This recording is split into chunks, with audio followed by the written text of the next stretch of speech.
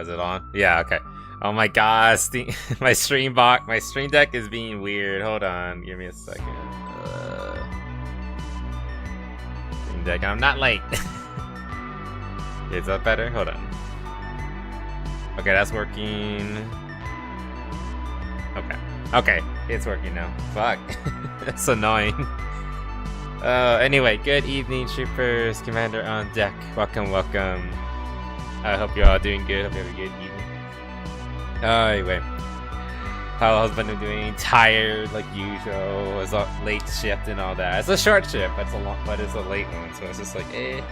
But either way, I'm here now. Let's get on with it. Hey Templar, and also hey TO if I didn't say hi. Welcome. But I'll make sure everything is what it should be. Did not show me my messages. The bot fuck up. The bot might have fucked up. I'm sorry.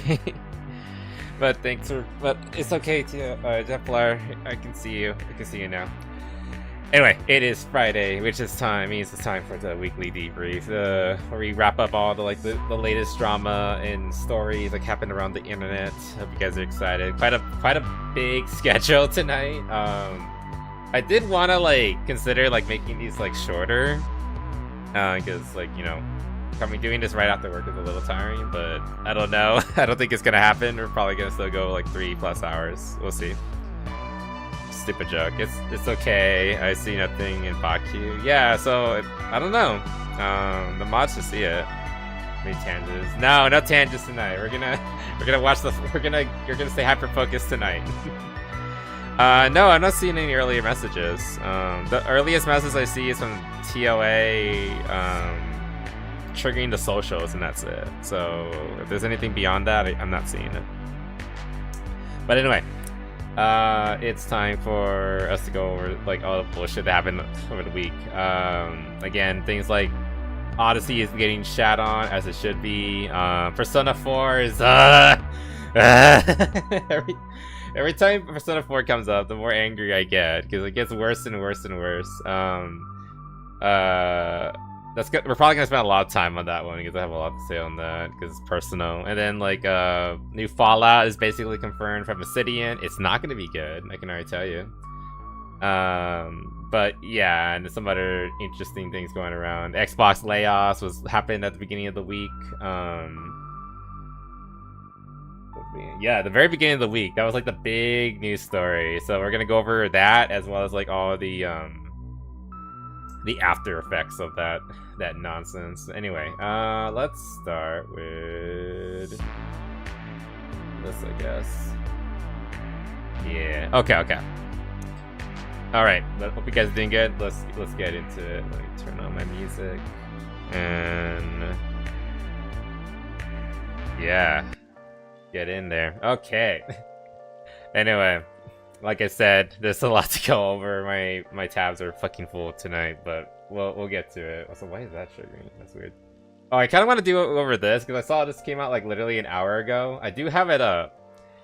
I saw Iori. That's this character right here. You can't see her because if I go over it, it starts going through the video. But yeah, Iori is the queen of lickable chocolate flavored feet. And I adore her, so if she's involved in a story, then I'm interested in seeing how things are gonna go. Anyway, take the commander. Have you not seen this one, Templar? If you haven't, I hope you enjoy. This is my my idol outfit, or one of my idol outfits. I am gonna get another one eventually. I don't know when. I need to get one custom made, but I hope you like it. This is actually based on a outfit from what do you call it? Guitar Hero 3, the female vocalist in that game wears this exact outfit, and I basically gussied up a little bit, made it a little bit more my own. But anyway, really good outfit. That's awesome. Yeah, I'm glad you like it. God, I really need to go into my art channel on the server and make it a proper gallery so that everything is easily seen, so you can see the art, and then there's a comment section for each individual piece. So if you go in there, the first thing you're gonna see is the art, and not the miles upon miles of people just talking about it. I really do need to do that someday, but it's fine. Okay. Anyway, First, like, quick little things at the beginning. The cyberpunk stuff. At the end of last week, we talked about the Cyberpunk Edge Runners 2, how it's coming out, and overall it looks really good. We did highlight some people being retarded and like being like, oh my god, this character looks so cool. I think we were talking about this chick, Viola or something like that. I forgot her name. And everyone was like, oh my god, she's so cute, like she's so hot. And then there were like people who were like I want to draw her, but they're probably gonna say that she's like 16 or something like after the fact, and I don't want to draw like anything pornographic of her. It's like, oh my god, like how tired, what a tired and sad existence you live if that's like the limit. That's where you have to like you have to put a limit on yourself because of that. Like that's so fucking boring and stupid. Like literally, what the hell. But overall, thankfully, it seemed like it was relatively positively received regarding the let me raise the volume a little bit. Regarding like the release of Edge Runners, everyone seemed to be pretty like happy about it. But of course, there has to be someone to come in to like fuck everything up. And there was like a VA. Apparently, this chick came in. Oh my god, she's fucking Mexican. Of course she is. Oh, of course she fucking is. Rain dances, researches for something real. Yeah. So okay, I didn't even realize who he voices. But yeah, so like everyone was like losing their mind because like Roxanne was making a joke because like, oh my god, Lolis and Shotas now. Edge Runner is fucking peak, and it is actually for creating the Latinx attacks. Oh god, you know, actually, yeah, she deserves to be called a Latinx because she is that stupid. She probably unironically considers herself one of those things. Those things. I am technically one of those things. Anyway, apparently, the English VA for Roman, the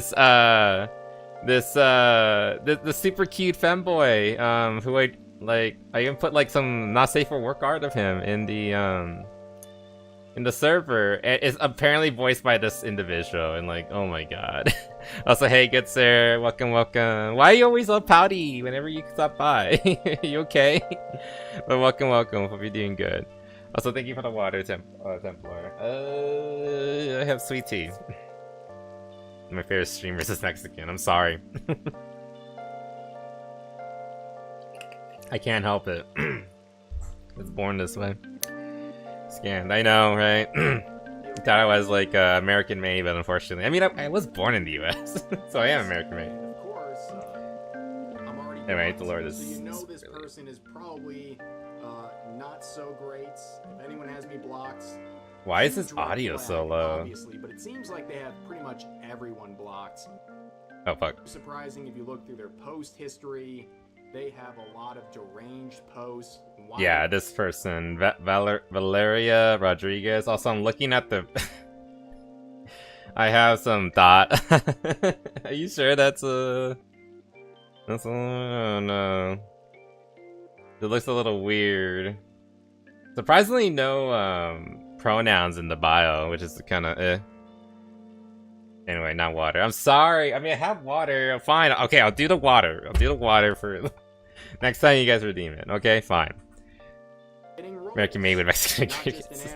That's a good way to put it. Sure. One of those VAs that was a part of the failed Hoyover strike, where a lot of industry English VAs. Oh my god, we're having like a streamception. Like I'm watching Rev, watching Hero High. It's just weird. Okay, how many VTubers can we have on stream at the same time? Community to fight on their behalf. One of the worst controversies and one of the worst. Oh my god, look at it, look at it. Okay, here I have real water. I'm sorry. Next time, here you go. That was an absolute disaster. But yeah, okay, so basically, so I'm not like, you know, just like watching it verbatim. What happened? This was like during the whole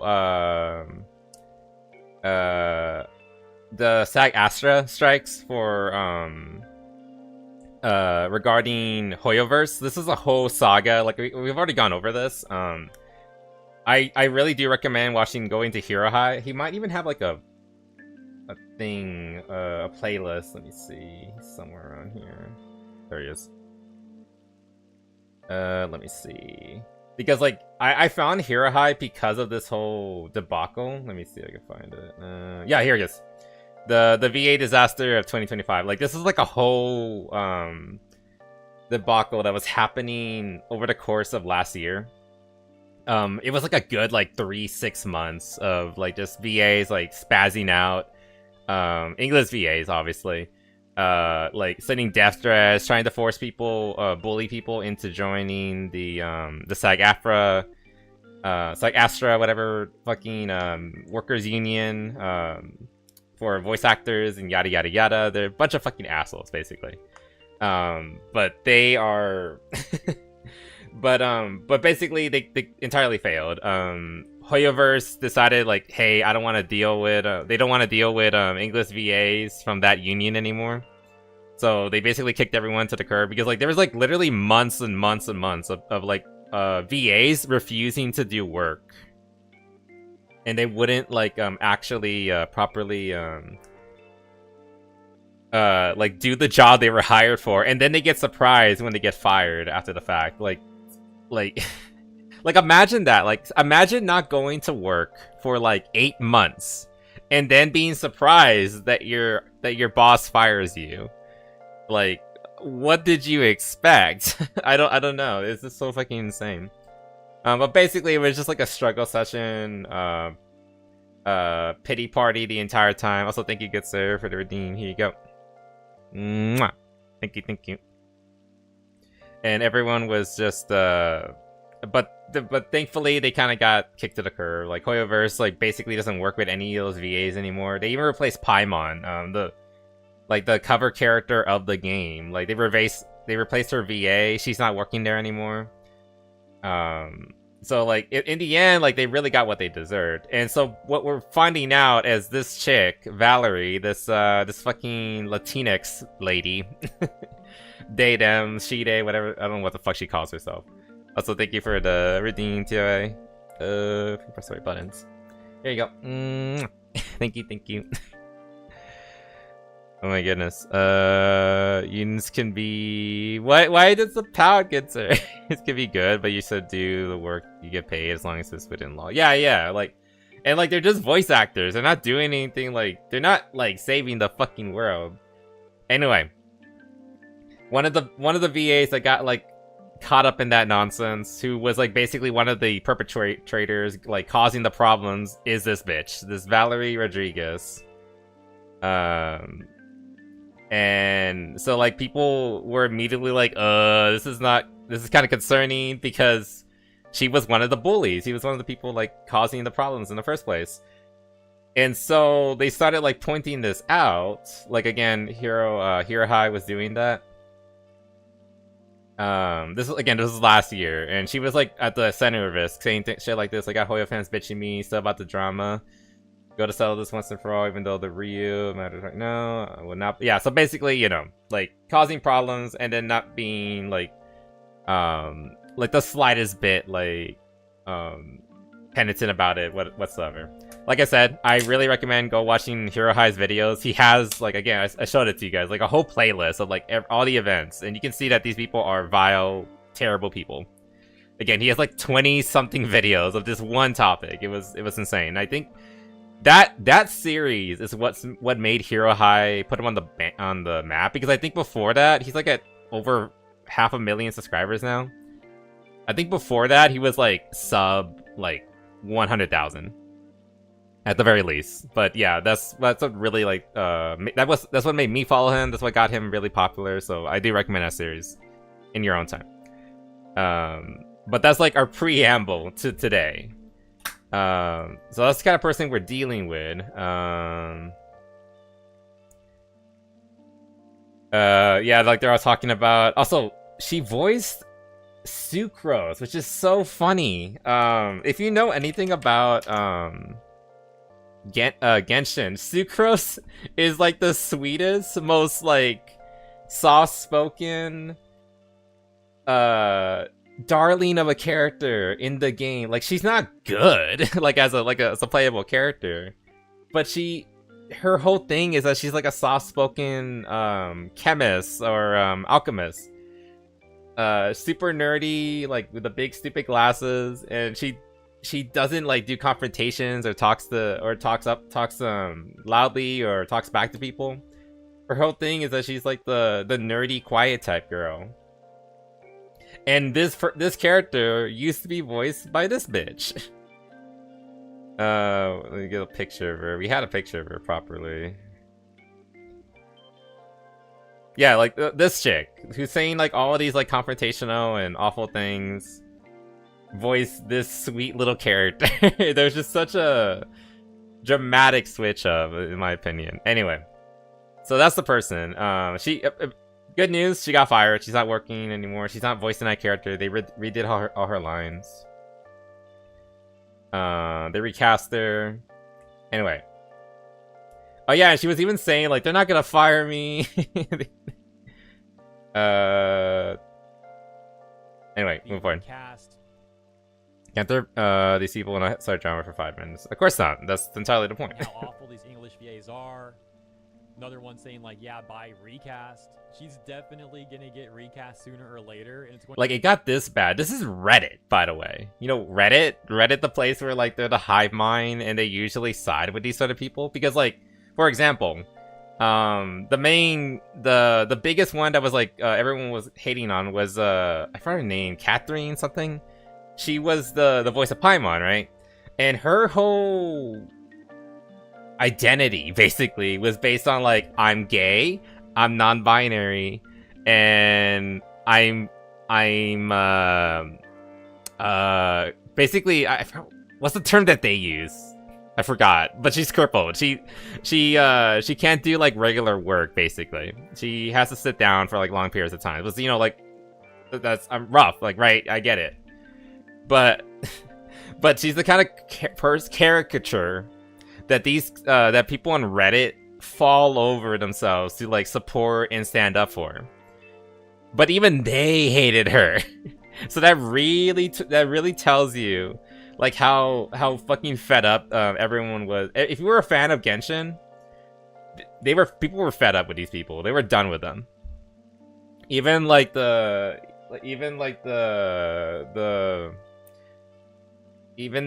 people with like 17 different buffs. I call them buffs, you know, like oh I'm gay, oh I'm non-binary, oh I'm black, oh I'm whatever, you know, like all these labels. Like I call them the buffs. Even when they're stacking that many buffs, they still hated her. That's how bad she was. She's Swedish. No, I don't get the joke. I'm sorry. But yeah, she was bad. Turns out actions have consequences. And yeah, so like again, even Reddit was like coming out saying that how much they hated her. Also, virtue signaling about. But they're one of the usual suspects on Twitter. Hunter. No impulse control whatsoever. Do you have ground to call anyone that? Oh my god, this is like up from all the way from 2024. They crash out on Mario, this time with instantly. And of course, in a different scenario, this time with a character they voiced from Overwatch, they said this. Okay, yeah, so like it's literally just the popular mean girl clique mentality again.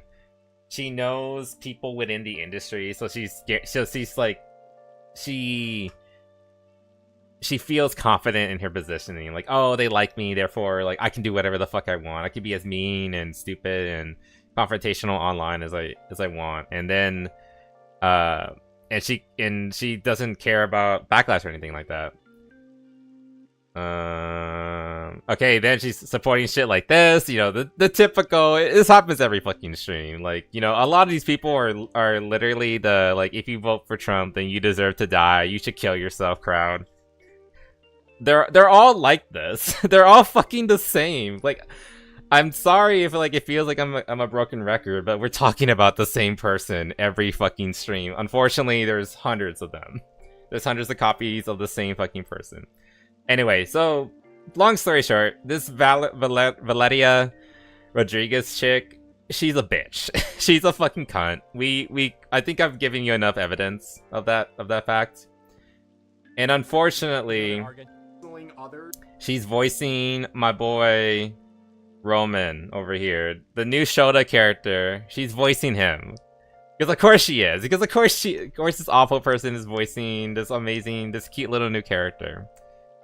And people are like concerned now, and they're worried, like, oh my gosh, she's gonna start causing, she's gonna start causing like drama and all that. So watch CP. Yeah, like I'm probably gonna do that now. Like I used to not do that because, like, to be fair, like Edge Runner's voice, English VAs were really good, like the first one, and like all of this is just to say, like, I'm not saying she's a bad voice actor. For all, like, I brought up Sucrose earlier. I played the version of Genshin that has Sucrose in it, with her voice lines, and she sounded great. Like, she sounded like the character that you would expect Sucrose to sound like. The nerdy shy girl, and she played that part to the T. So I think this person is actually a very good voice actor.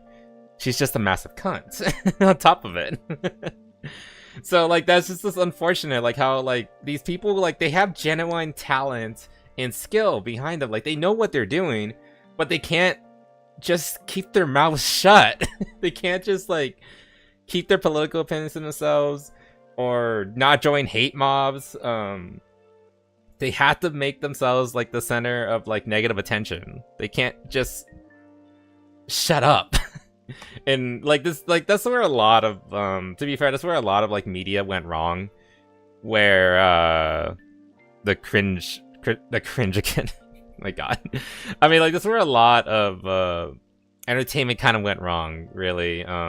Voice actors, directors, actors in general, just coming out and just realizing that, like, and deciding for themselves that, like, oh, I need to use my popularity for good. I need to push this current issue or that current issue. I need to give my opinions on this, and that.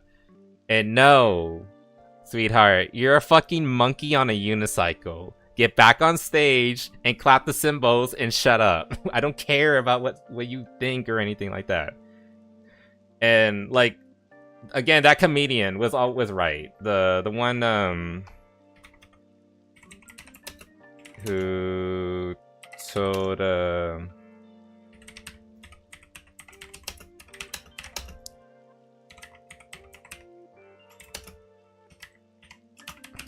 let me see, who is that?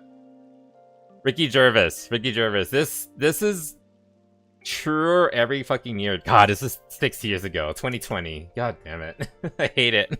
Time. Welcome to the 77th annual Golden Globe Awards. Live. But basically, his line of Made by Felicity Huffman. So, shut up. I know he's your friend.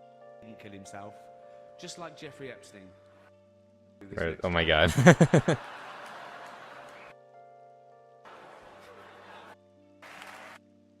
Come up, accept There we your go. little award, thank your agent and your god, and He was so right. He was so fucking right. Like, like, this is the mentality like every celebrity should have. And I remember there was like a video, some other celebrities like recounting this speech and getting really pissy about, like, oh my god, he's saying that we shouldn't have free speech. No, he's not. He's saying you're a privileged little prick and that you have no idea what real life is like. So shut up. You're an entertainer. Entertain and stick to that. You fucking idiot. If you want to go somewhere else and do like a rally or whatever, fine, go do it. But you're not. But your opinion matters less. Let's be fucking real. Because you're a celebrity, because you're privileged, and you earn more in a day than the average American makes in their entire life. Your opinion matters less. Let's be fucking real.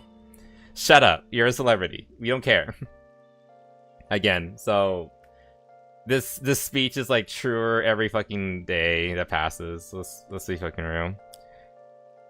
Set your little war and get your god and fuck off. Yes, like it's eats the wrist as eats the wrist. Yeah, it's just so fucking annoying, and that's where a lot of entertainment just like went wrong. And I noticed this like a long fucking time ago, like back when I was like in high school. Like I was noticing, like, why are they trying to tell me what I should be thinking and what I should be doing? Like You're just the guy that plays, I don't know, Batman or whatever. Like that's what you should stick to. Let's focus on like being an entertainer, the monkey on the stage. Just focus on that and shut up. Anyway, all Daz is to say that this lady really just like threw a wrench in what it wasn't otherwise. Oh my gosh, she looks so bleh. I don't want to be too mean.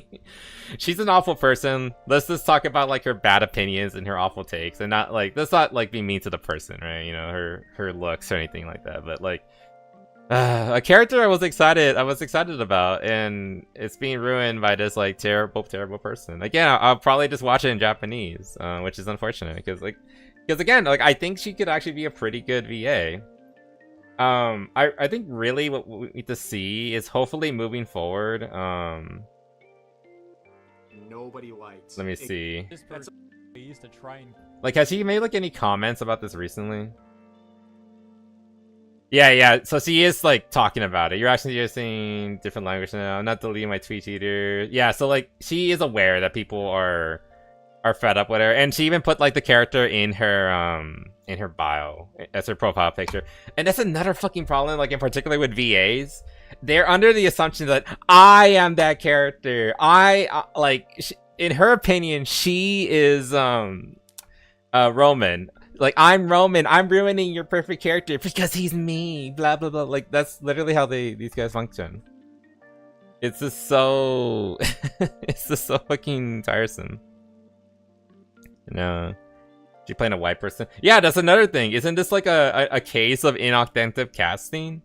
Shouldn't Roman is like a young kid. He's supposed to be like, I assume he's supposed to be like around like 17 maybe like he's probably closest to like Rebecca's age. So he's probably supposed to be like, you know, 19 to like 20, 21, something like that. Like really young but still, you know, a kid.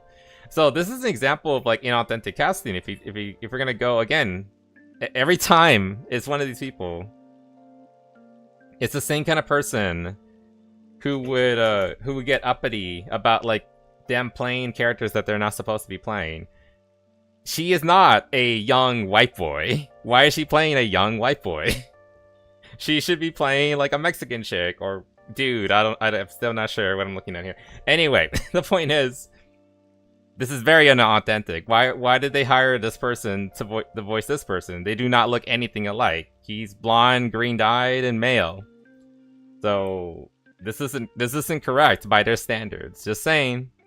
That's a really good thing. That's a really good point to make, Templar. You're right. But yeah, you're right. Inauthentic casting.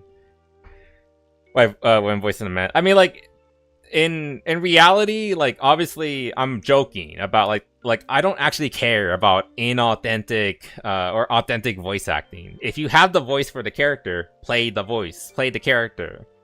Like the guy who played Samurai Jack is a black dude playing a Japanese man, but he's the perfect person for Samurai Jack because that is how I imagine Jack to sound like. He's perfect for it. The same thing with Kratos. Like all versions of Kratos, whether it's like the old one or the new one, have all been played by black dudes because they can go to that very bass tone, and they sound like Kratos. And Kratos is like a very pasty, literally white, like white to the point of being ashen because he has like the ashes of his family and brother mixed into his flesh. Greek dude, but this guy who is black sounds very good as him because like that fits Kratos. Like it doesn't matter what you look like because it's voice acting. It's about the voice. Can you make the character sound like what we expect the character to sound like? That's what matters. So like, and Roman's very clearly like, you know, a petite, small, young guy, right? Like he's a femboy. Like we already seen like art of him with his dick out and wearing like bunny ears and shit like that. Because like we want to, because you know we sexualize femboys in this house. Anyway, and so like, you know, like it's a common practice to have like women play young guys because like, you know, like, you know, guys have like, you know, higher voices when they're younger. So like this has happened before. Like the first time I heard about that practice was like Tommy Pickles from Rugrats. His voice actor is actually a woman. Throughout all the time that Rugrats was like airing, up into including All Grown Up series. It just because he has a higher pitched voice, so a woman plays him, and it just fits. It just works.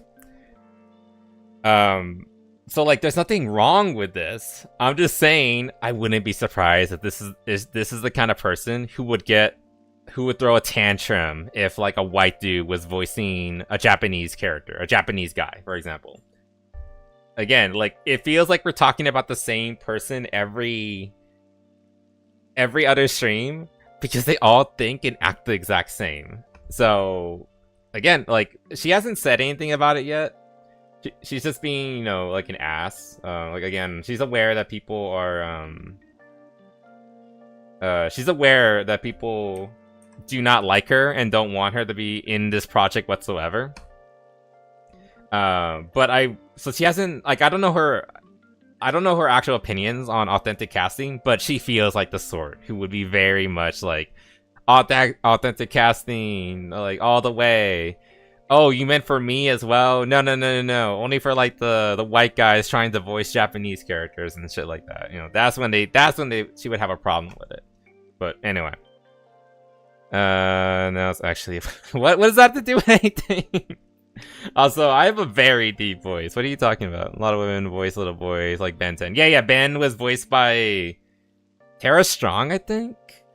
Yeah, but like the original Ben 10 was voiced by was voiced by a woman. Like again, like women often voice young boys because like they can reach that tone very easily. And also like you don't want to work with children ideally because like they're, you know, that there's an extra level of like protections that need to be put in place, as well as like they can be difficult to work with. So just getting like an adult women who can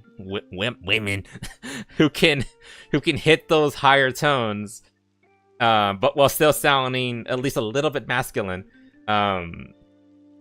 they work great for like, you know, playing children or young boys. So that's the explanation, and so it fits for this character.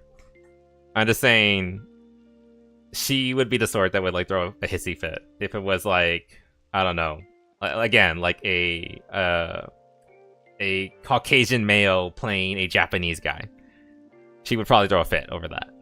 Just saying. Anyway, like again, the reaction overall for Cyberpunk 2, Edge Runners 2 was like pretty positive. But this is just like another hiccup on like what it was an otherwise like really cool announcement. Like we saw the trailer, it looked really cool. I'm still gonna watch it, probably in Japanese though. These people do not deserve work. They do not deserve to be brought on. And to be fair, god damn it, like I don't know how much like say Trigger has, but like every Japanese studio or like Asian studio period, because like Hoyoverse is Chinese. But every Asian studio should be blacklisting people like this Valeria cunt, because like they're not good people. They do not deserve it. And like at least like in Asia, they're willing to, at least to an extent, trying to, you know, hold people accountable. Japan's kind of falling in certain regards, and we're gonna talk about that. We'll probably get into this like after the Cyberpunk stuff. Actually, I'm gonna move that up then, sure. But yeah, that's that. Anyway. And then the other thing that happened was the reveal of like the characters and how like fucking ugly they look like. They look so bad. Is Spider-Man a woman? No. What? Where did you get that? And yes, my voice is pretty deep. I have like a pretty deep tenor. I wish I could go higher. Like I'm actively trying to. Unfortunately, the best picture I can find is this one from Reddit. And being Reddit, all of them are like basically saying they're not complaining about like the elephant in the room. They're complaining about like, oh my god, they should have made the Latino be the one cosplaying as the Latino character. And it's just like, I know someone said that Pan Am looks the least cursed, and I guess that is true. She does look the least cursed, but not by much. Let's be fucking real. They all look pretty fucking bad. God, I hate Reddit so much. The fact that you can't actually properly put it in its own tab. Oh my god. Do you guys know a way to like open image in new tab and it actually does a new tab and not like a Reddit tab where I can't properly zoom in? Oh my god. Good Sir said, okay, well, I disagree with Good Sir on this one. They all look bad. I do not like any of them. In particular, Lucy and Rebecca. Like, Rebecca in particular hurts me because, shift click? Shift click. Nope, that's not doing anything. No, I'm not sure how to do it. I need to figure out. Control click. Control click. No. Not seeing anything. Anyway, whatever. I can't really zoom in, unfortunately, but like I said, the Rebecca she looks like a really bad drag queen, and it's just, ugh. I hate it. Actually, I think the best one is this one, because like he actually kind of looks like he would be part of that gang of those people who like basically replace the top half of their skull with those weird X eyes or whatever. Whereas everyone else who looks vaguely human, they don't look good. they look fucking terrible. This is such a fucking fumble. I have no idea. Control Alt F4. I don't know. It's too late now. I know what that one does. Anyway. But yeah, that was like the drama with Cyberpunk over the week. It's annoying, but like relatively minor. Who cares? Like I said, I'm probably gonna like I don't play Apex, and if you do play Apex, what's wrong with you? And 2, when are you gonna quit? And 3, that's their problem. But I will be switching to Japanese when eventually I do watch Edge Runners too, because it's good. Anyway, scared of you actually doing the control. Like, I know what Alt F4 does. I know I'm not that stupid. Anyway, moving on. There is something really concerning regarding like Persona and the upcoming game, Persona 4 Revival. Like I said, I didn't buy the game, but it is coming and I will be playing it. But I am really concerned about how it's gonna come out. This is 2 days ago. Years ago. I guess we'll watch this one first. Let's go with this one.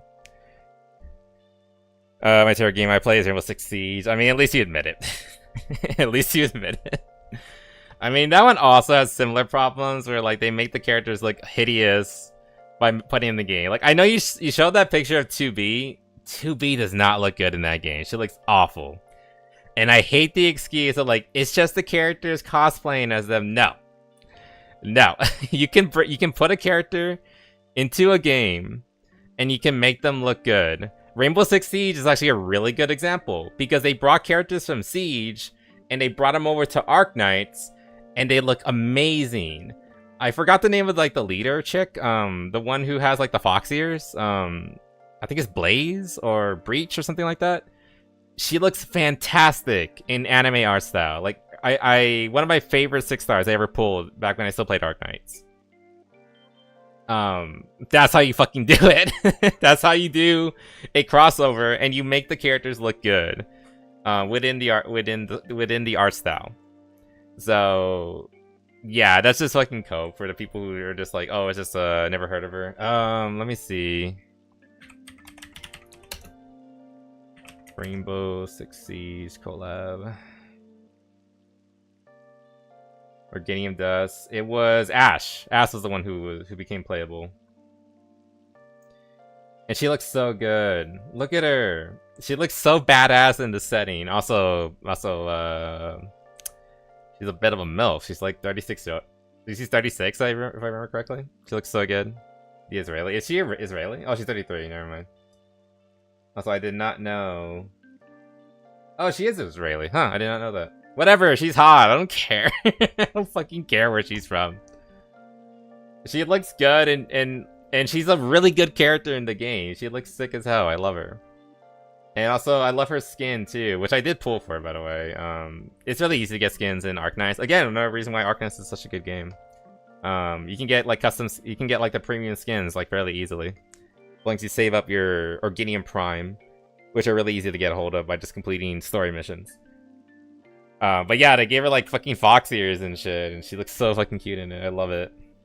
Again, they did such a good job with making the characters actually look good, despite coming from like the real world. They knew what they were doing. They understood the assignment. And like that's just her. We can also go to like Blitz, Frost. Unfortunately, we didn't get to play as like these other characters.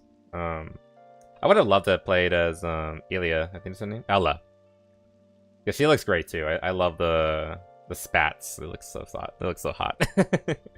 Really cute. Actually, let's look her up. What does she look like in her game? Ella Rainbow Six.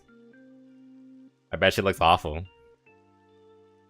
Okay, no, she's actually not that bad. She looks okay.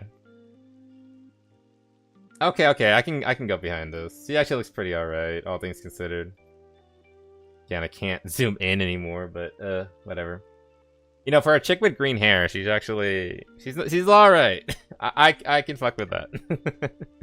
Anyway, but like I'm saying, like they did really good job with Arknights and making them look good in the universe. Are you getting Banui and Rainbow Six? I don't know. Go harass who owns Rainbow Six? Sega? I don't know. Also, don't do that. I'm kidding. But yeah, go send like an angry but strongly worded message to Tencent or whoever runs the fucking game. Ubisoft? Does Ubisoft run it? Yeah, it's an Ubisoft game. Yeah. Maybe they'll stop setting and putting out fires for like long enough to add me to the game. They should. I mean, they should. We got for the collab as a weapon skin, charm, and card background. Like you see, like that's the thing. Modern games suck, but Arknights was a good game, and they gave you stuff. They gave you 4 playable characters. Each of them had an alternate skin, and then we got an entire storyline attached to them, revolving around the characters. So, yeah, Arknights did a really good job of making the collab. Whereas, yeah, modern games kind of blow, and also it belongs to Ubisoft, so. Well, at the time it belonged to Ubisoft, and they're known for being fucking assholes and not giving you an inch. That's a whole other thing. Black Flag recent came out, and it has like $800+ worth of microtransactions in it. A lot of the characters are hideous, particularly the women, but you know, that's another thing. We're not gonna talk too much about that. Are they canon in the same universe? No. God, you guys are making me go off tangent again. Arknights was a collab, and the idea was that the characters from Rainbow Six, so they're from Earth. Like the Rainbow Six characters are basically from Earth, and they got teleported to the Arknights universe, and it's like talking about like how they're trying to like adapt over there. They have limited amount of ammunition. They basically have whatever they had on hand, so they had to be more frugal with their ammo. They tried to make black powder to like make hand loads and things like that. And I know I'm trying to keep it short. They tried to do hand loading, but they can't quite because of weird Arknights universe rules. Guns are very hard to get working in Arknights universe. Up until Enfield, basically the only people who could use guns effectively were the Angel race. I forgot what they were called. The angelic character race, whatever. Characters like Izakador and Ecclesia. Only they can use guns effectively. It's like a lost technology basically. Like how to get an AR-15 working properly is lost technology in that universe. At least until Enfield, they kind of fixed that. Good, because I hated that fucking rule set. Now anybody can use a gun if they train in it. Anyway, so it's a really good story. Like again, like even if you don't play Arknights, I do recommend looking it up and like reading the story events because it's like a visual novel. So like just go through the story. It's a nice little slice of the universe about them trying to adapt and eventually go back home. Again, great little story, and yeah, Arknights got the better deal when it came to that collab. 4 new playable characters, 6 total in the story of new characters, and also you know, a whole event lame story plus skins and shit. So awesome, really good. Anyway, big Benoit tangent. Stop! I can't stop making. So Rainbow Six is Arknights, but Arknights is not an R6. No. From what I understand, no characters from the Arknights universe went to Rainbow Six, the Rainbow Six universe. At least I don't think that's what happened. Yeah. Okay. Which is fine. Like, I mean, I guess they got like little charms and shit for their guns. You just got cosmetics. So unfortunate. Like I said, go look it up, the Rainbow Six story event. Like, just look up a video. It would be like a 5-hour video, but like it's worth it. It's a really good story. Or have it in the background. Assuming like the person going through it is like reading it for you. Play like Rainbow Six Siege while listening to it in the background. I don't know. It's up to you. Anyway, let's move on. We're doing Arknights. When they make Enfield good, because I find Enfield kind of boring.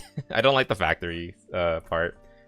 At least now I know I wouldn't really enjoy Factorio, which is sad because like it looks like a fun game that a lot of people seem to enjoy. Anyway, moving on. I'm very concerned for the future of Persona 4 because it seems like they're making changes to the story already, even though they're like, we're gonna keep the basic essence of the story. Fucking lies. I mean, I guess kind of true, but like they're changing shit up already. So in this, but basically this was like the big tweet, and I saw this in my feed. I don't know if I responded to it, but I should have. But I was gonna read it. Just stop watching video. Watch Arknights. No, you can keep watching me, and you can have Arknights in like a second monitor. So that's what you should be doing. Anyway, but yeah, so like this came up like 3 days ago, something like that. I'll just read it verbatim. Persona 4 Revival confirms Yosuke will receive changes to his interaction with other characters. And this is their quote: "He's a little bit insensitive in terms of how he treats outsiders sometimes." Outsiders? What do you mean, like foreigners? Or something like that? So we wanted to lighten that up and make it a little bit more fitting for the world we live in now. That is such fucking bullshit. I've had some time to think about this, and like my best response to this is like, that's not what the game is about. The game was not about the world we live in now. Persona 4 takes place in 2011. During that time, kids, teenagers, which is what the characters are, were a lot edgier and less conformist and less and were more abrasive and confrontational than they are now. You are making changes to a game that is based in 2011 to appeal to the normies of 2026 and beyond, which is which is like the most conformist thing you can do.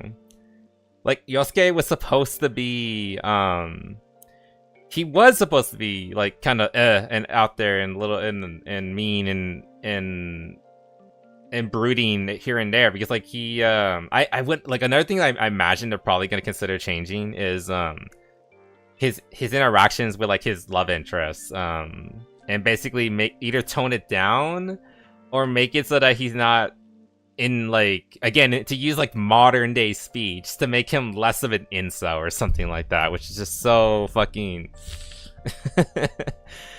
like, he's a teenage kid. He's going, I see him. Yeah, hold on, let me finish my fucking rant. Let me finish my rant. He's a teenage kid. He is going to be upset when a girl turns him down. That doesn't make him an incel or anything like that. That's just how he is. That's just like him reacting to it. He learns to come to terms with it and accept the fact that like he wasn't really ever gonna be with this girl, even if she survived. Spoiler, she dies. The point is, like, that's just how he was, and like that's normal and is healthy, and he goes through his arc and becoming more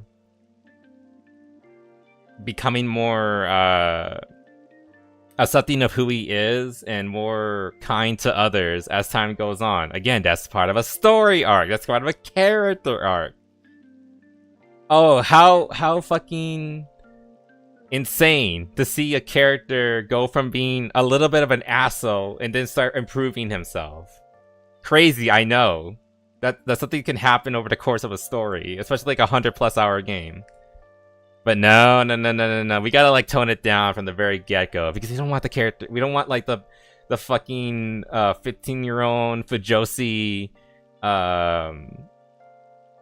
teenage brat playing the game now to get mad at the game, which is just so fucking stupid. Also, thank you for the stretch in the water, TOA, and Ada. Thank you for the redeem. And yes, this could very well be a canary in the coal mine situation. Oh wait, hold on. Oh. Like I don't know. Like this is the first example we're seeing. I did see like in the thumbnail there was like a picture of what else are they showing?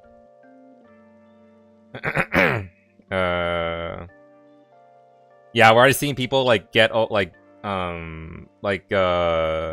in on Rise. His counterpart completely skips over the scene. Wait, what? The Japanese trailer for Persona 4 Revival opens with Rise Kurikawa showing in Sensei, but the English counterpart is over the scene. Oh, the English trailer demonstrates just how pathetically oversensitive. Yeah, like I didn't even know that. This guy, they're most likely going to change the guy questioning his masculinity, the biker guy, Manui. Like, oh yeah, Kenji. God, I don't know. I have no idea what the fuck they're gonna do with Kenji, and I'm terrified.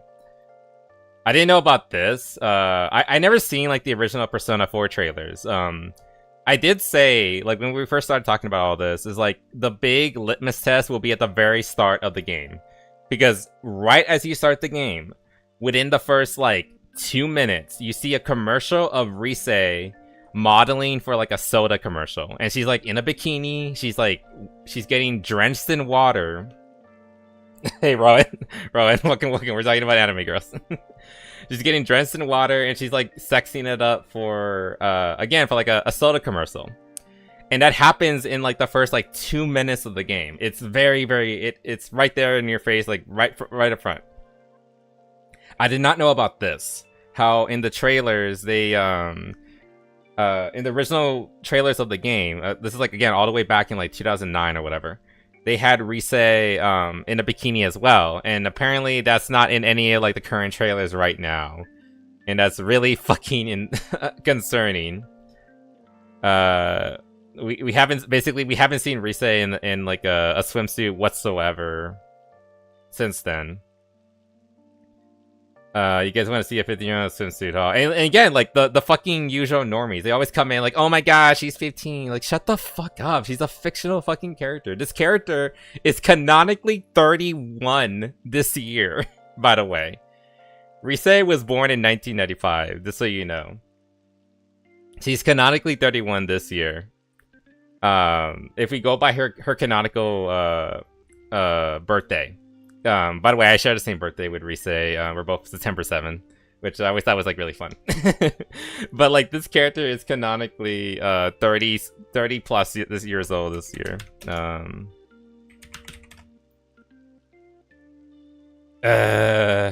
And we're revival, right? Wait, is this like, what is this?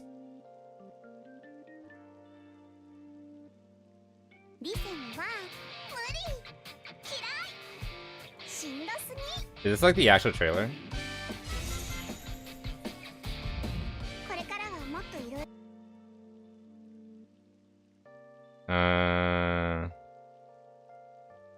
Wait a minute. That's interesting because I have that trailer. So it's 31. No, I'm not 31.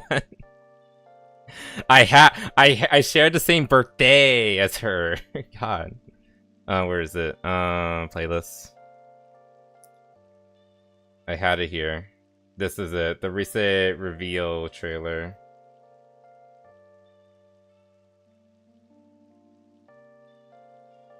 Close that.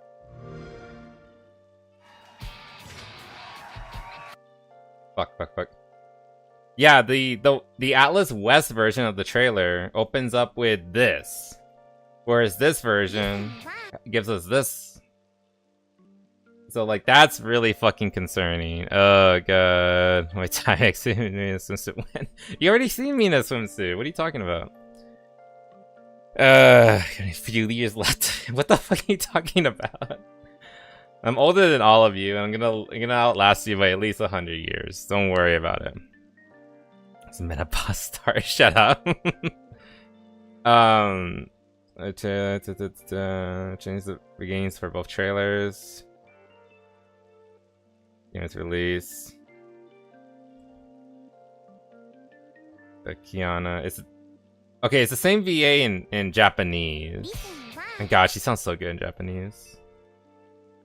Okay, so like so what I'm seeing is like there's two versions of the Rise trailer. Hold on, Rise trailer.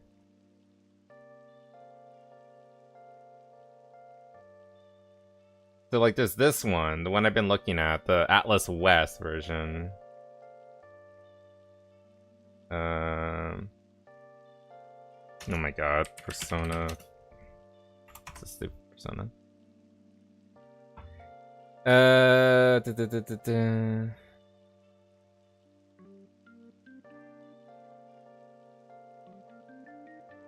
the one I just saw is not available. That's annoying. Like, I can't find... Not that one.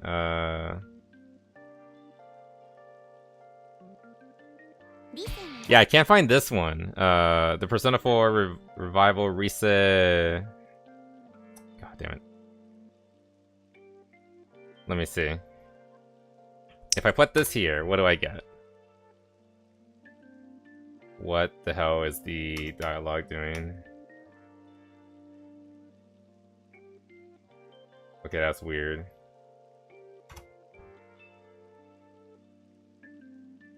Yeah, we're not getting the right one. We're getting the one that... Oh my God. Yeah, we're not getting the one where we see like the... So like there's what I'm seeing is like there's two versions of the trailer. There's a version that has her in her bikini. And because like this is the new one. Where is it? Yeah, wait, no.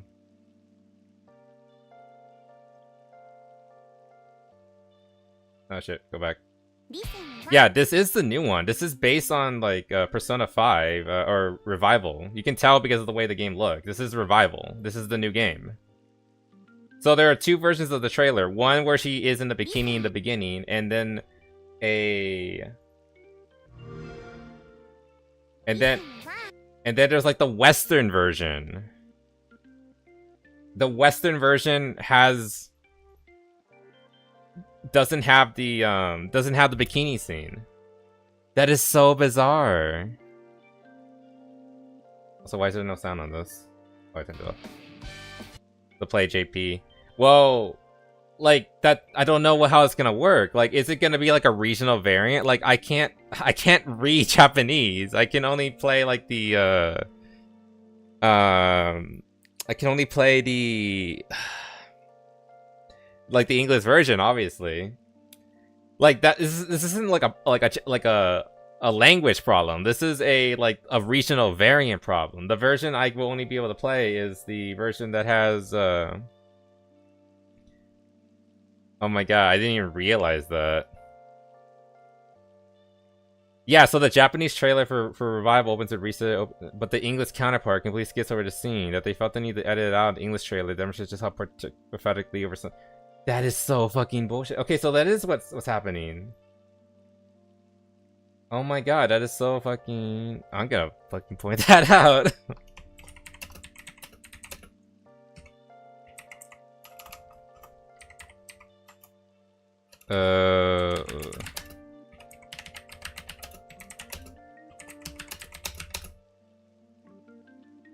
I'm gonna start shit. I'm gonna start shit.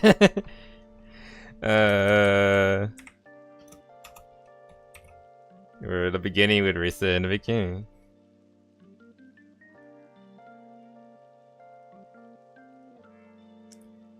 Because honestly,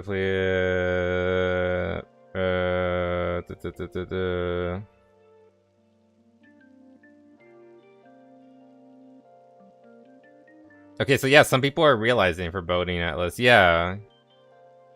I'm really hoping that this cutscene is still in the game. Cause like this is a new cutscene. I do not recall Rise ever being in this particular bikini. I remember the bikini she was wearing was like a pure white one. Let me see if I can find it. I'm gonna show you that trailer. Let me see. Pause type fast. They're not that fast. They should be let's see. Reset commercial scene Persona 4. Let me see if I can find it. The original. Oh, it is that one. Okay. Well, here's the. Oh, so it's the same bikini. Okay. So again, like, is this gonna be in the American version, or is this gonna cut it out entirely in the American version? Like, I don't want them to do this, but at this point, give us like the option. If you want to have like a babyfied version for like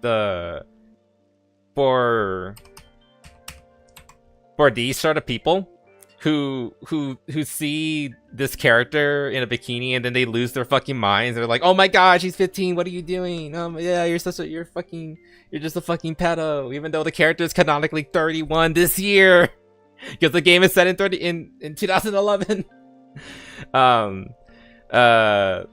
Like if they want to do a way so you can like censor the game for yourself, like have like a toggle, like, oh, censor explicit content.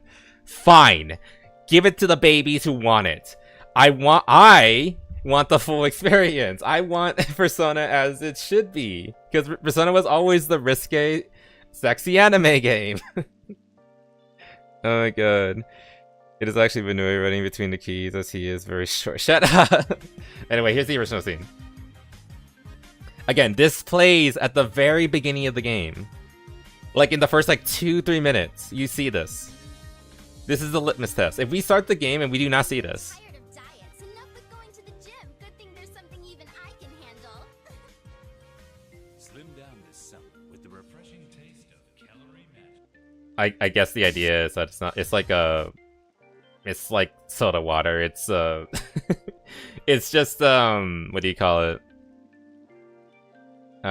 It's like what I drink. It's bubbly flavored water. And I didn't know it used to be like sold as like a dietary thing. I mean, I like it because it has 0 calories, but I drink it because of the fizz, because I like carbonated drinks.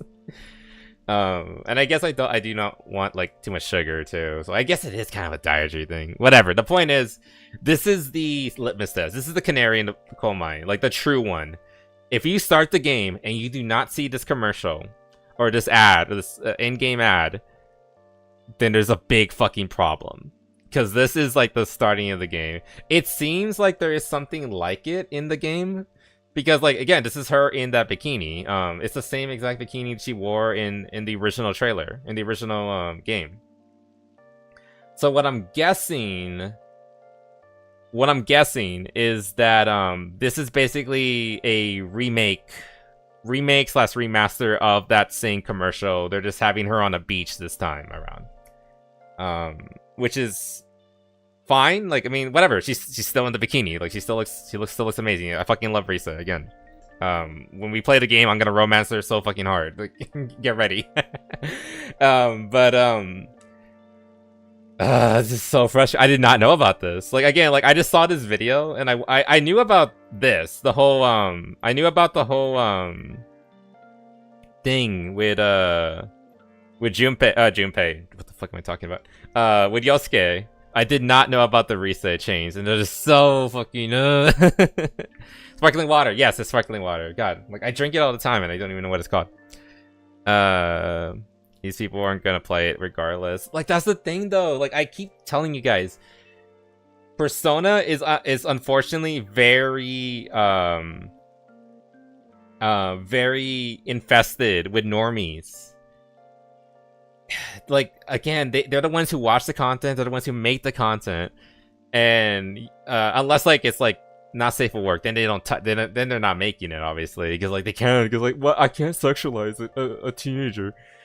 But and they sound like that too with their fucking pink hair. Others is healthy. Wow, mind blowing. I mean, it's carbonated water, and it's also slightly flavored with like, I usually go for like strawberry or lemon flavor. Anyway, very so sweet. Well, that's from me. It's not from the drinks I have, unless I'm drinking sweet tea. But anyway, like, it's just like, it's the same fucking people. Yeah, like how these pedos post this, or like Atlas sexualizes Reese's too. Well, if you actually play the game, you know this. In her dungeon, it's actually talking about how disgusting you are.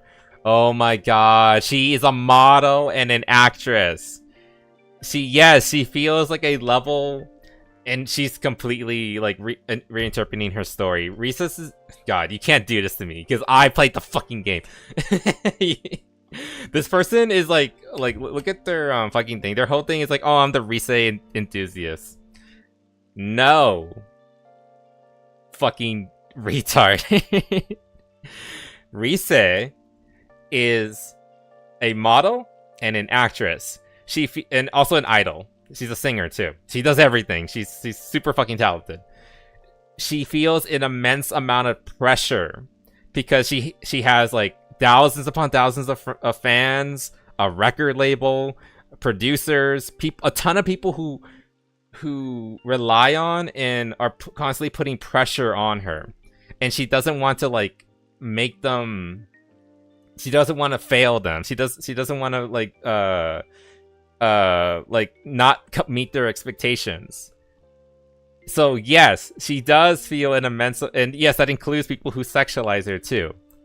But she's not exactly against that. What she's against is potentially failing all these people, and that's why she wants to like give up. Basically, that's her story about wanting to like just. Let's just go through it. I want to like. It says palace. What's on the floor? It's called Maruku Striptease. It's a glitzy entertainment themed dungeon locked in completely by yeah. Can I find it? Yeah, here it is. Tangents. Yeah, that's for tangenting. God damn it. Yeah, pink fur. Yes, it is, but that's a different thing. I mean, whatever. Oh my god. Figure out who real her as well as people's irresponsible expectations relayed. Wait a minute, China gave birth to Reese's over-the-top dungeon that takes form of a strip-tease theater. Finds Risa in her shadow and on the floor, rejects the shadow after she threatens to take it all off, and it transforms and attacks the and to defeat it. Okay. So yes, there is a sexual component to her thing, but like that's part of her story. That's the whole point. Oh my god.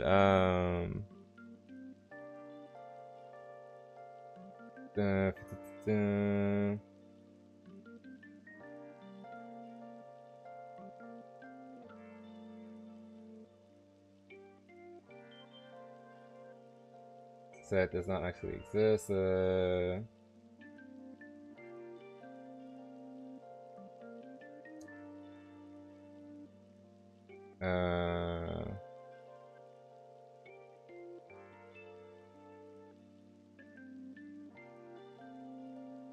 Oh my god, it's right there. Like, it literally says right there. It's because she basically has to live two different worlds. Is she Rise the idol? Or is she Rise the young girl who's trying to like figure out who she is and what she wants in life and in the world? Like, what does she want to do with herself growing up and yada yada? Because again, like, she's still, yes, she is a teenager. She still wants to like figure out where she wants to go in life and all that. It's a dichotomy of her not realizing like which is the real me. And she's kind of scared that like the real version of herself, if that was to be shown to the world, everyone would be disgusted by it and then not want to, and then she would fail everybody. Like all her fans, her producers, her record labels, like everyone would look down upon her because like the real her isn't the good one. It isn't the desirable one. It isn't the one that's sexy and you can sell. So that's why she doesn't want people to see that side of herself. Like so when Reset or whatever, her shadow version, she got a false persona. Ironic. But yeah, like when her shadow version threatens to strip, to show it to the world, show everything to the world, it doesn't have to do with sexualization. It's a metaphor for revealing the true self, her true self, to everybody else. And that is what she's terrified of, because she doesn't want people to see her true self, because that's the version of herself that she's ashamed of. So yes, there is a level of sexualization to her persona, but it's not that she is against the sexualization. The problem is that it's just like one of the many factors of her her business dealings, you know, part of her being an idol. So like this person's interpretation of like, oh my gosh, she would be disgusted by you. It's just completely incorrect. The dungeons aren't created by the person or their shadows. They're reflections of the collective unconscious. The dungeon wasn't about how disgusting we are. It's a reflection of how the public saw Risa as a whore. And retards don't know Jingen up philosophy if it bit it in your ass. Basically, yeah. It's not and like that's, again, there's like multiple ways to like interpret it. But it was like, again, it was the idea is like this is like the persona she shows to the world. Again, like I do use the word persona, but it's the thing that she shows to everybody, because if you show the wrong thing, that she's not going to be sellable anymore as an idol. Also, I need to read into that. What is this? Jungian philosophy. I need to read into that.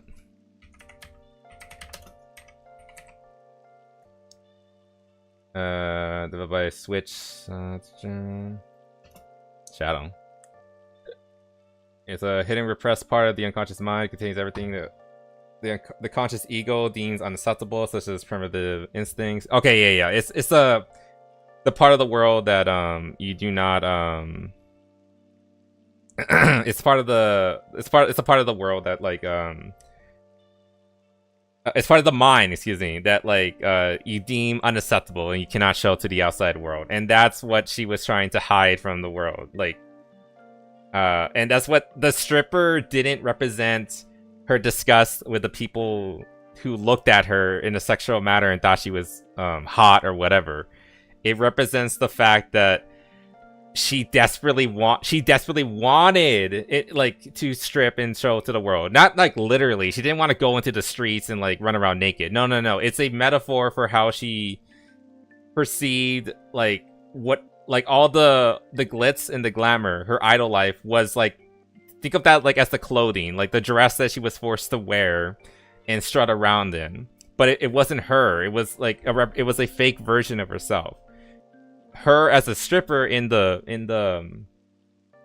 palace, in her palace, represents her wanting to expose the true version of herself to the world. The version that like she wants to show, or simultaneously wants to and wants to not show to the world. She wants to keep it constrained because like it's not sexy. It's the lonely girl. It's the sad. It's the sad recluse. It's the feelings that people do not want to be around her because like she's too cool. Like how can I ever relate to her? She just wants to have a normal high school life, but everyone just sees her as the idol. But she wants to like, so like again, it's like that dichotomy. Like I want to show them this, but I can't because it's not my persona. It's not my like my idol persona. And if I show that, then people will not like me anymore, and then I won't be able to like sell things. It's a really Risa's story is it's kind of like a criticism of idol culture in Japan, because like Japan has a very infamous idol culture. A perfect example is oh fuck. Help me out, TOI. The necromancer from Hololive. What was her name again? Rise? Rise. Rusia. Rusia is like a perfect example of like the toxicness that is idol culture. And like, again, Rusia's whole thing happened like 2-3-ish years ago, whereas Risa's story is from 2009. This tells you like this is still a problem to this day. What happened with Rusia is that people found out that her actress was dating a real life guy. Like she was in a relationship with an IRL dude. And Rusia's whole persona is that she's very flirtatious. She's a yandere. She's supposed to be possessive of her audience. So like she would joke around and like, "Oh, are you watching other VTubers? I'm gonna kill you for that." Like, you know, again, like her whole thing is that she's the possessive yandere waifu who won't let you get away. Like, you belong to her, you're her lover, and that's it. Like, that's her relationship with her audience. A lot of people got a little too into it, and so when they found out that her actress, I don't, is that her name? Mafu? If that's her name, whatever. They give it a stretch, by the way. It doesn't really matter. The point is, like, people reacted very badly when it was revealed that she has an IRL boyfriend. Name of the person she was with. Okay. Again, like, it doesn't really matter. The problem is like the way they reacted to it. Again, she was their online waifu, and then it was revealed that, oh, she is in a romantic relationship with one particular guy. And that's when all hell broke loose. She was getting, I think both her and her boyfriend were getting like death threats, and were getting stalked, and they were attacking them, and yada yada. Like, it was awful. Like, the reaction to it was like terrible and awful. It was like a really fucked up situation altogether. Like, she's basically, what they were essentially doing is like, she's not allowed to have a personal life outside of streaming. Like, she has to stay the character Risa. Like, at the end of the day, like, Risa is just a character. Like, again, not to burst your fucking bubble, but there is a person behind the bunny boy on stream right now. And I have my own personal life, and things that I will never tell you guys, and like, that's my thing, and you know, like, there's a separation there, right? The problem was that they weren't willing to accept that regarding Risa and her boy toy, whatever, her boyfriend, whatever. And so basically it got so bad to the point that Risa had to have a early retirement. She graduated like within like a month or two after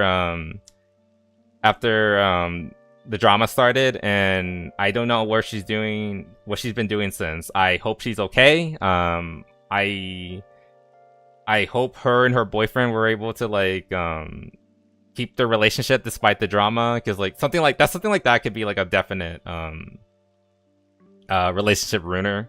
But who knows? Either way, I hope she's okay. I hope she's like doing well in life, and I hope she found like some other pursuit for her time. And yeah, again, like a big fucking mess, and like it's a pretty recent example of like what idol culture is like in Japan. Like, basically, you're not your own person. You belong to your fans. You belong to the industry, and that's basically it. You are not a person. You don't get to decide what you can and can't do outside of your job, basically. Like, this is just her job. Like, this, for like, again, for Risa and for Rusia, this is her job. Like, this is just like her day job, being, you know, a cute little necromancer princess, or being like the model who's advertising soda. But she wants to be able to like take that persona, that outfit, that thing off.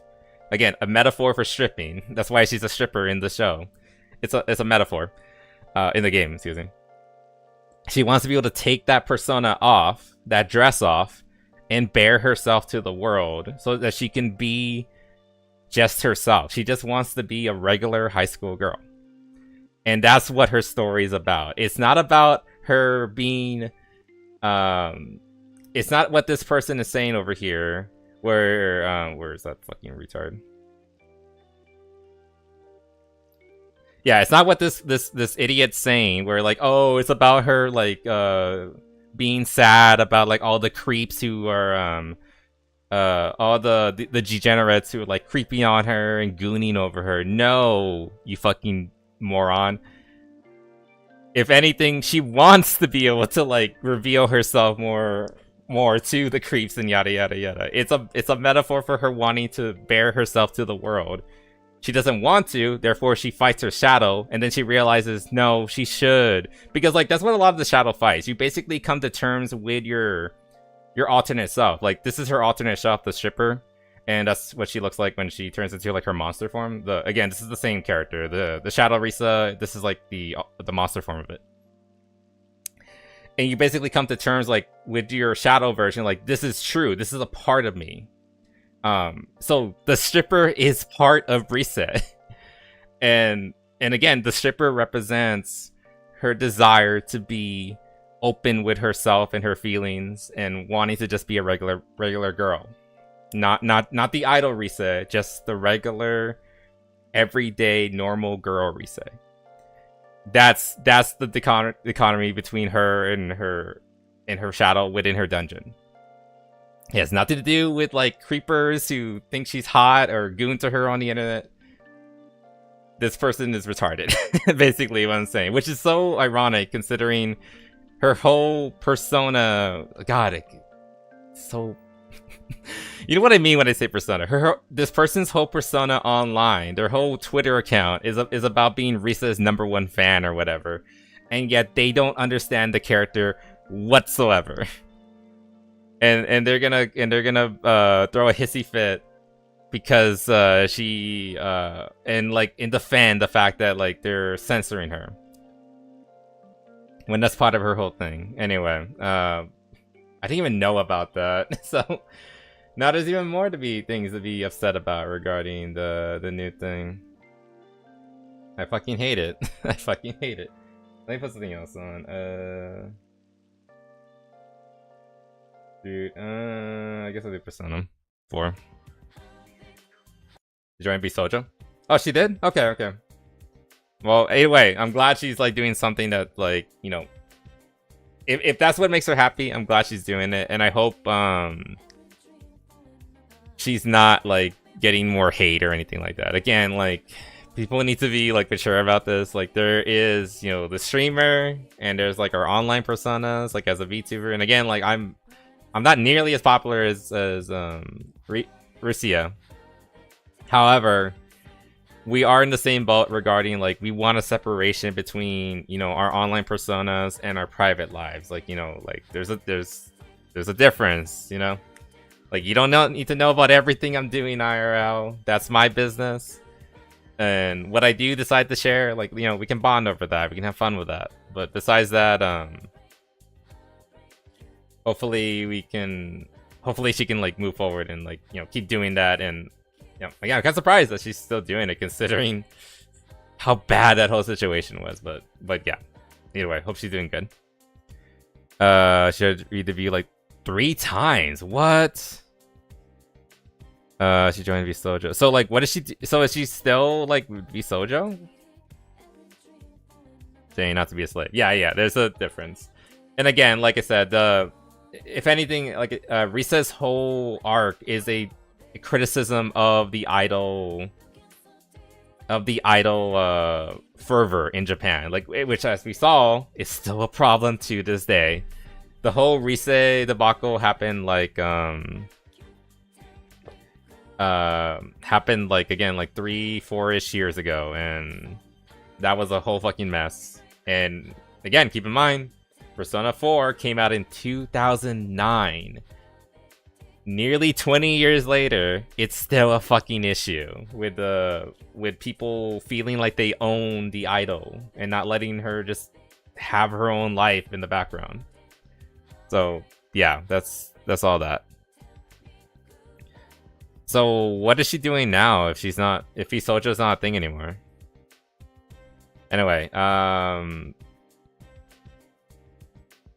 let's switch to at some point. Eagerly await a game to make it more Today, more information has been revealed about the for more palatable. I fucking hate that term. I guess he's a little insensitive again, which is like the stupidest fucking thing because the whole point of Persona 4 is that it's a game set in 2009 where kids were edgier. 2011, excuse me, where kids were edgier and it's a game of that era. And to try to change it for the modern era, it just doesn't make sense whatsoever. Sometimes being asshole, it's relatable, makes for good character development. Yeah, that's exactly what I like. All this stuff is stuff that I've been saying. Like we don't even really need to look at this anymore. This is all things that I've just said. They said it's 2011. Sorry, I misspoke. 2009 is when Persona 3 takes place. Persona 4 takes place in 2011. Yeah. Flaws, and that's what makes us human. We are not perfect. It's not a fan. Like the problem is these criticisms. These are all great criticisms. These are like what I basically said. Like what I took like an hour or 30 minutes or so to go over earlier. Are the developers even seeing this? Is the producer even seeing any of this? Which is just so unfortunate. They might not be. Like, and then like we have more idiots like this. LGBT, blah blah blah, for the Yosuke event. God damn it! It's nice to get up like this. Paper was very much the norm for the time. Yeah, it's almost as if like the game takes place in 2011, so it makes sense for him to act like that. You fucking retard. He's very poorly. It's just so fucking stupid. Soften a bit. I fucking hate these. This person. Oh my god, I need to be tarred and feathered. Grieving homophobic Yosuke need to be so for real. He will still be annoying without those few comments why are you worried? Shut the fuck up. Again, like these are the kind of people that they're conforming for, which is just so sad. And it's like all about, yeah, like I know what lines they're talking about. It's all because like he said some like he was making fun of gay people here and there, and it's like it really calls him out, and except Chie like one time, like oh my god, how dare a character be an asshole? Like the problem is that he's an asshole to the protected group, right? So that's where the problem lies. Throws the entire game from the ground up, Lamau. And yeah, and now they're talking about the romance route because like there's like a theory, and I still hold it to be like a theory. It was never like well, not a theory, but like a an idea that never reached fruition, and it never got very far to begin with. Basically, at one point there was early plans for Yosuke to be a romanceable character for the main character. So you could have had like a yaoi romance. Now, back then, I would have been like totally for it because, you know, whatever, who cares? But nowadays, I don't want it to happen because these people are so fucking annoying. Again, they're just be catering to them anymore. But the thing is, like, that's not gonna happen either because that would be too much fucking work. And unfortunately, a big part of this remake is like bare minimum effort is what I'm seeing. Like they're changing a few things here and there to appeal to like the modern audience. But they're never gonna go all the way because that's too much effort. This is supposed to be just a cash grab. Target. Yeah, they don't give a fuck about that. They don't like it. Of course they don't. Let them kiss boys. Again, there's tons of people like begging. Oh yeah, which is just so stupid.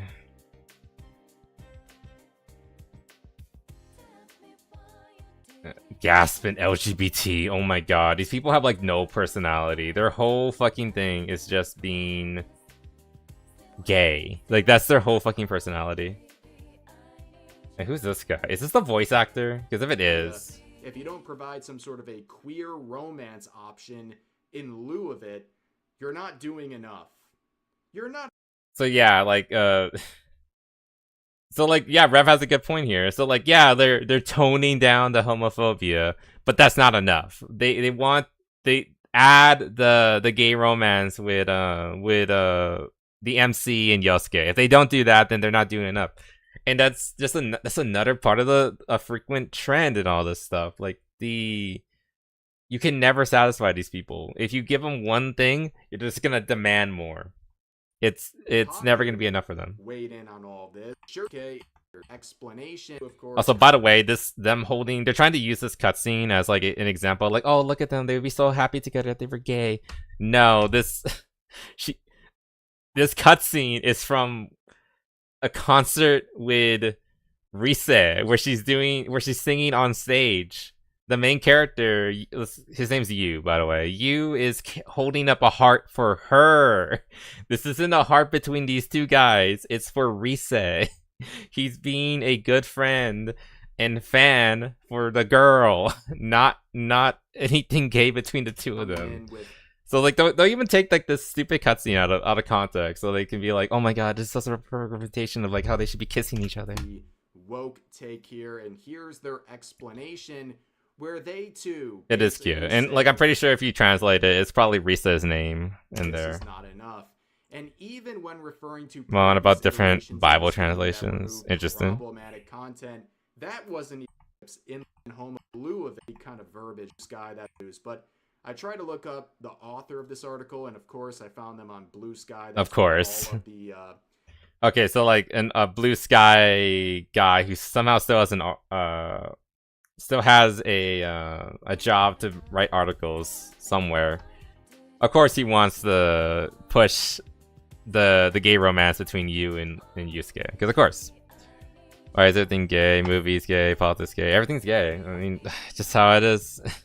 That's how it fucking is. And again, like, if you had asked me like 10 years ago, would you be okay with you and Yosuke and Yosuke having a romance route? I would have been like, sure, that sounds actually kind of fun, because I like Yosuke. And around 10 years ago, I was figuring out that I was bi. So I would have been like, yeah, that sounds kind of fun. I'd be okay with that. Nowadays, I can't even enjoy it, because like the worst kind of people. Oh, it's Kotaku. Of course it's Kotaku. The most annoying people are the ones pushing for it, and they're screeching at the top of their lungs, demanding it.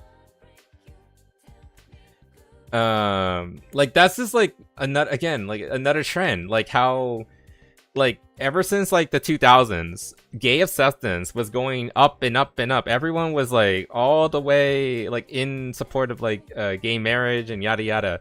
But somewhere around the 2020s, like at the start and just a little bit before 2020, they decided to make asses of themselves, and now gay and trans acceptance has been going down into the gutter ever since. Again, if you had asked me 10 years ago, I would have been perfectly fine with this. And I think a lot of other people would have been fine with it too. And yeah, again, keep in mind, I'm bi. I would have been happy with it. But now, I'm still bi, and I fucking don't want it now. Now I just feel resentment towards this like option that is being pushed, it's not even being given as an option anymore. It's now they're trying to shove it down my throat. Ironic, yay.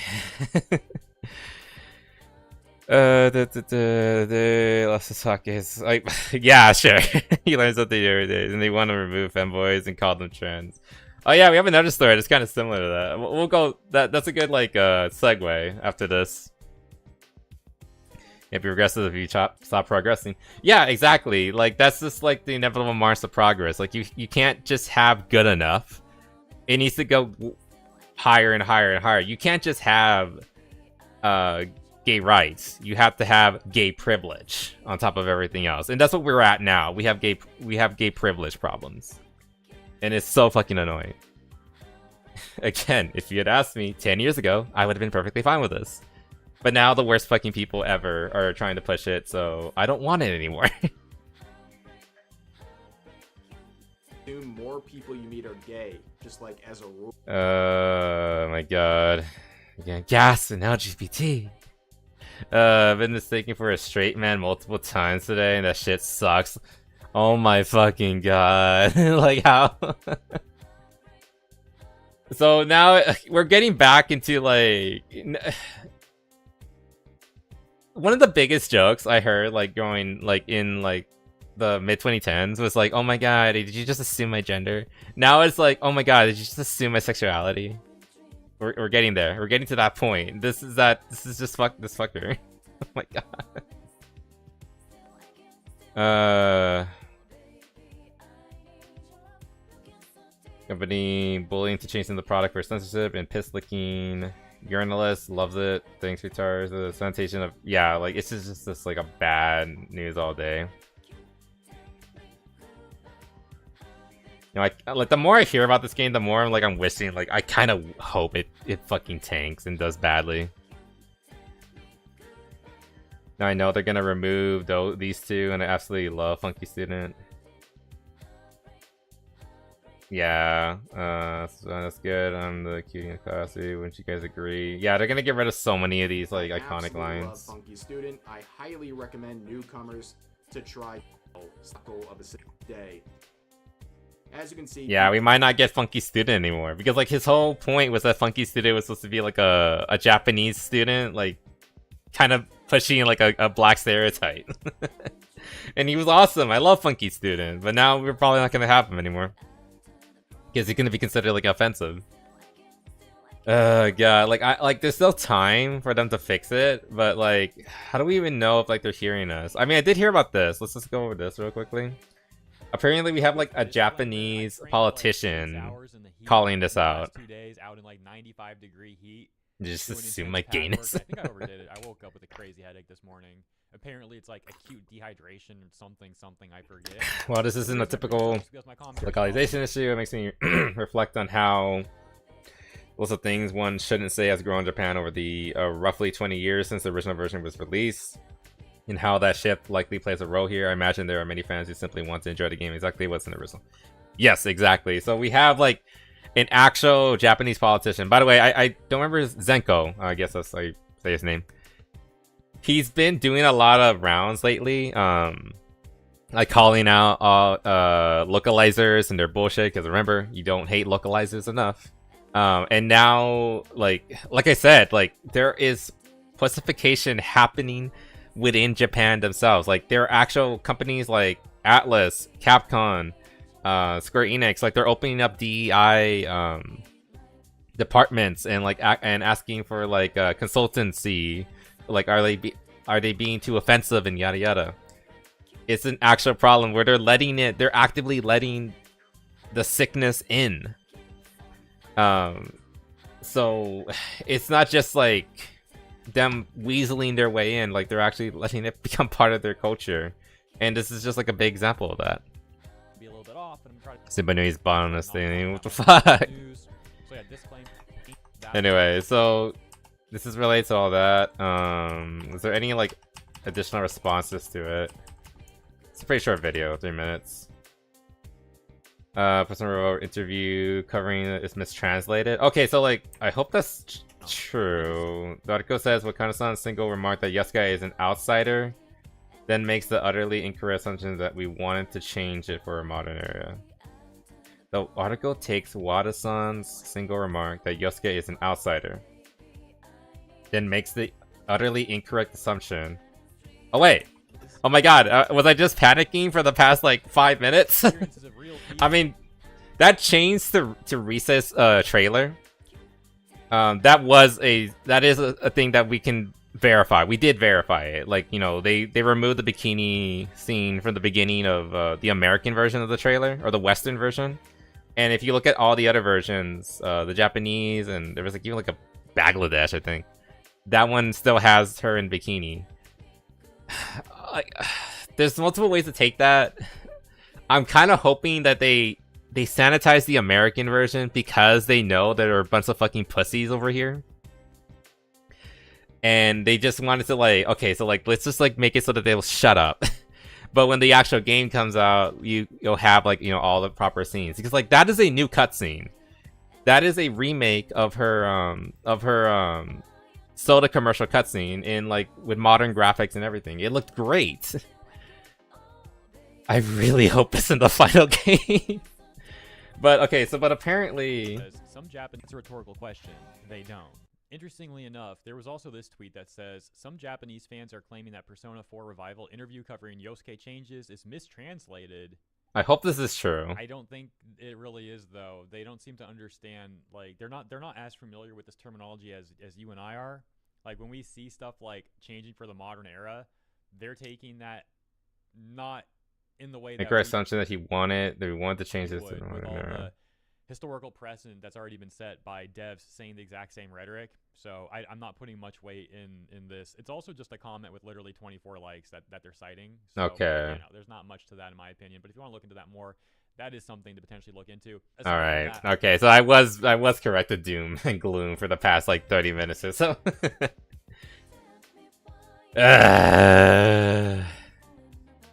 I don't know. Like I'm hoping if like we get enough like pushback. Like every time I see something from Persona 4, I'm gonna cause shit. And I do encourage everyone else to cause shit too. Like bring it up. Like why did you change this trailer? Like don't appeal to the normies. Like all that stuff. Like call it out and hopefully maybe possibly enough people will complain and they'll be like, okay, maybe we shouldn't like modernize this game and just like keep it as like it used to be. Because if it doesn't happen, because like my only hope at this point, assuming like the devs like just cave in to the modern audience and all that, like modders need to step the fuck up. Like I mentioned a few times while playing through Persona 3 Reload, is how like I really wish there was like a mod to like add back in the full Yukari shower scene. Like, oh, add back in the dialogue between like the trans woman on the beach, and we're like it's played off as a joke. Remove the fucking pride flag at the beginning of the game. That was like, a stupid little pin that shouldn't even be there. Like they added in for the modern audience. I really want modders to properly step up and like fix the game, because like it sounds like they might have to. Because like it seems like nothing was really done to Persona 3. Like the only things that they added was like some stupid sex mods. Like I don't want that. I want them to like properly go in and like restore content. What these games need, and Persona 3 I guess is like the only one that does need it, because like Revival's not out yet. But what it needs is a content restoration mod or a decensorship mod. Because like that's the only way we're gonna get like the proper appeal, but on the modern, but like on like, you know, like modern hardware. Like that's the only modern I want in my video games. But well, I guess we'll see. I see that everything. Let me in this thinking. But yeah, hopefully we won't need something like that. But I don't know. I don't fucking know. At this point, just make 2 versions of the games. One for the baby normies and one for like normal people. For the actual fans.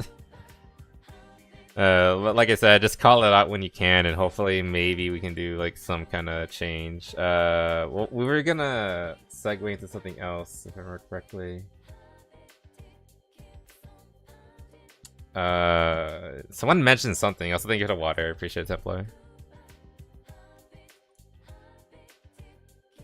Oh yeah. The whole there was what story? Do I still have it? Oh, I don't have it. Oh my god, I have so many stories. I don't have that one. We still have so much to go through. I mentioned that fanboys and making. Yeah. There was a story from Hero High regarding that. Let me see. Oh my god, it looks so bad. Where is it? Was it Hero High or was it Rev?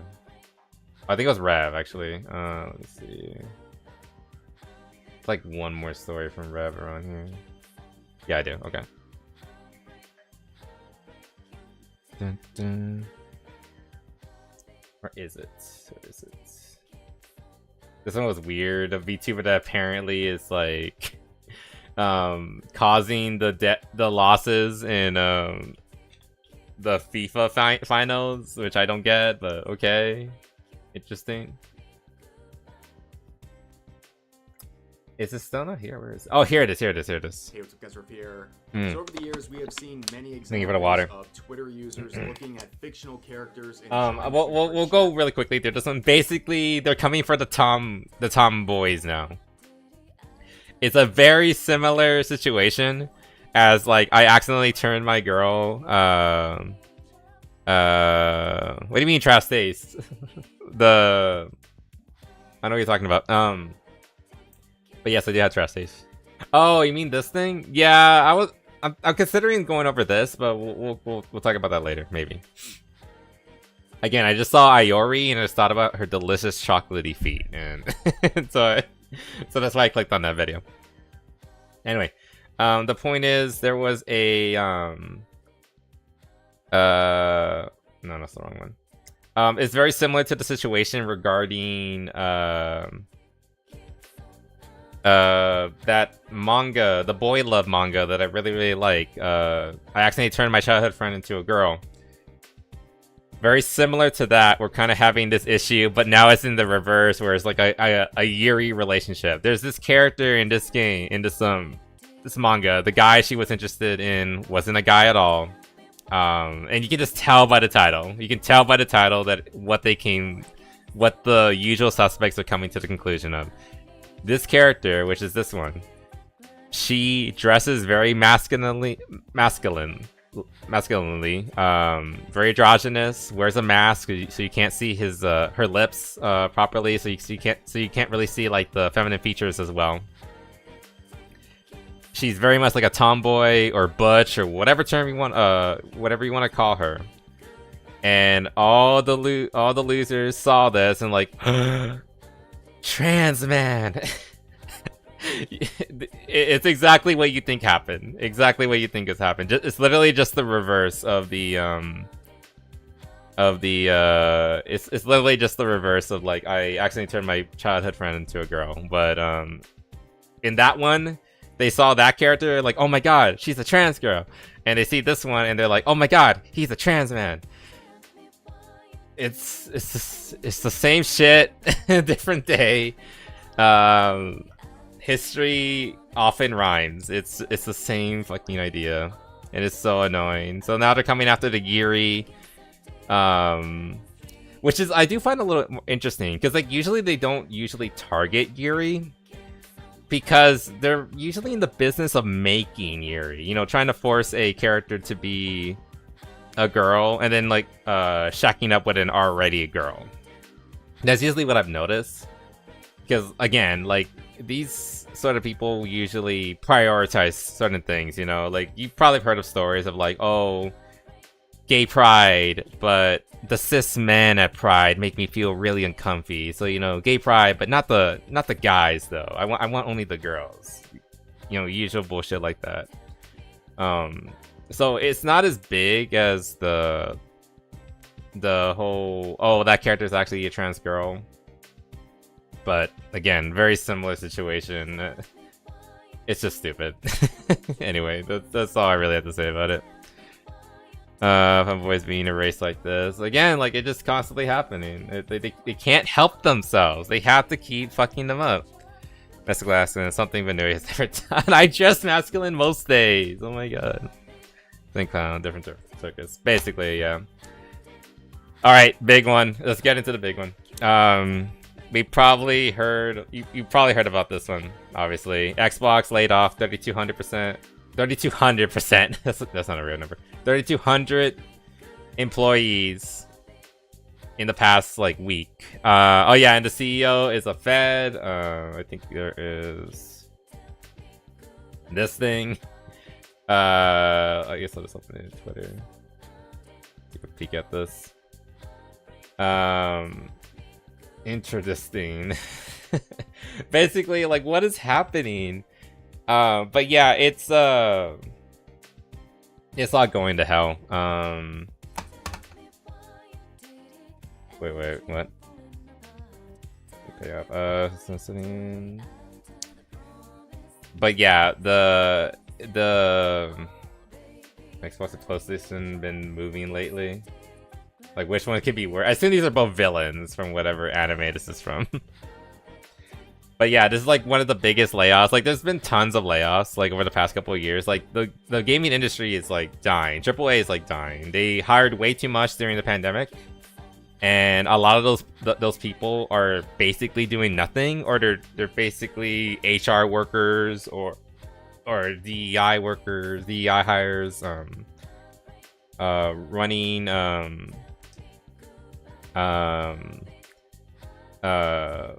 basically just fucking around all day and doing nothing. So they have a lot of fat to cut off. And so that's why, like, this is just gonna keep happening until, and also, like, all the games that are coming out recently are just plain bad. They're not making the amount of money. They're putting more money into making the game than they're getting out of them. Like, this is like a wider discussion about like how everything is just like over bloated and costs too much, and they take years and years and millions upon even hundreds of millions of dollars to make a single game, and the return, it's not sustainable. So this is just gonna keep happening until like we start like keeping the team small, keeping the budget small, and like actually produce products that people actually want to play. And unfortunately, we haven't reached that yet. This is gonna keep happening. That's one for One Piece. Is it? I don't know. Look, I seen like the first like 20 episodes of One Piece, and then I gave up because I realized how much was left. Battle of Mid. What the fuck? Interesting. We can afford to run all these studios. Then why did you spend 77.5 billion on buying them? Oh, this is so good. It's so good. Anyways, this is just like another layer to it. The CEO of Xbox, Sharma, whatever how you pronounce the name. She's apparently working with the Federal Reserve. So yeah, so she's a Fed now. Tasked with to address employment and productivity in the U.S. and will directly influence government decisions. God, that is so scary. I don't even know how to like interpret that. Officially a Fed. Officially a Fed. I mean, it could be a good thing. I don't know, but like I'm not holding my breath. Oh my god. It's getting spicy. Did she just yeah, like addressing deployment, did she just lay down like 3,000 people and noticers? Oh, that's something else. Yeah, not a lot of people were talking about it. Yeah, it's just what is happening. But anyway, it's more about like the reactions to all this. One of the people who was fired was this fucker. And if you don't know who this guy is, what was his name again? Let me see. Matt Hansen. And I think I made a tweet. I think he's most famous for like this particular post. Let me see. I'm trying to find like the actual quote. Yeah, like he was like yelling at Elon Musk because he was calling his game bad. Avowed, by the way. Avowed, this game. The one that had this character in it. Avowed was a bad game. Anyone who likes it is fucking delusional. You know who you are. Fuck off. But yeah, he was one of the people who was and like, oh, where's this quote? Where's this fucking quote? I'm trying to find like his famous quote. Yeah, this one. Okay, this is the guy that got fired. This is what he said, verbatim. Reminded to black artists out there who are looking for, oh my god, it's like I get like a better. Takes us over. Not there actually. Hold on a second. Right here. There we go. So Chris, I'm trying to find like the actual quote, but I can actually read it. Okay, here it is. Black artists out there who are looking for portfolio reviews or job advice, my DMs are open, and you will always have my priority. We got too many crusty white dudes in this field. Please let me help you replace me one day. I want to go back to living in the woods. Well, Matt. Well, Matt, buddy. The forest is right over there. Enjoy it. Return to nature like you always dreamed of. Because you have been replaced. Probably like everyone was like hoping and kind of like expecting him to eventually get fired, especially with how much Avowed tanked. Like he, along with everyone else in the studio, again, here are like more examples of the characters in the game.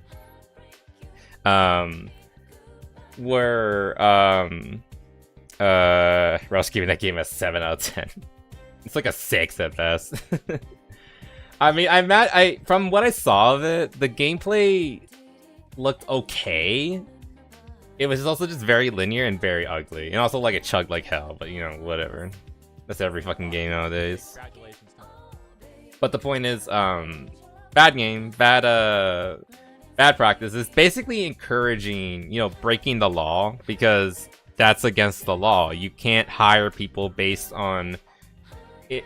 You can't deny people employment based on uncontrollable characteristics, such as the color of your skin. And he actively wanted people to be discriminated against and given opportunity based on the color of their skin. If you're black, you get priority. If you're white, well, maybe we'll look at you eventually, assuming we don't fill out the other rows. Again, this is why DEI is objectively and morally wrong. Anyway, but yeah, after he was, of course, he was amongst all the people like saying how, oh, Avowed's good, blah blah blah blah blah. Who cares? Like trying to troll Elon, and then the game cratered and tanked, and nobody plays it this stage. Actually, I'm kind of curious. Are people even playing it? Charts. Let me see. How many people are playing Avowed right now? I am very curious. Will work. We got like all-time peak was like less than 20 grand.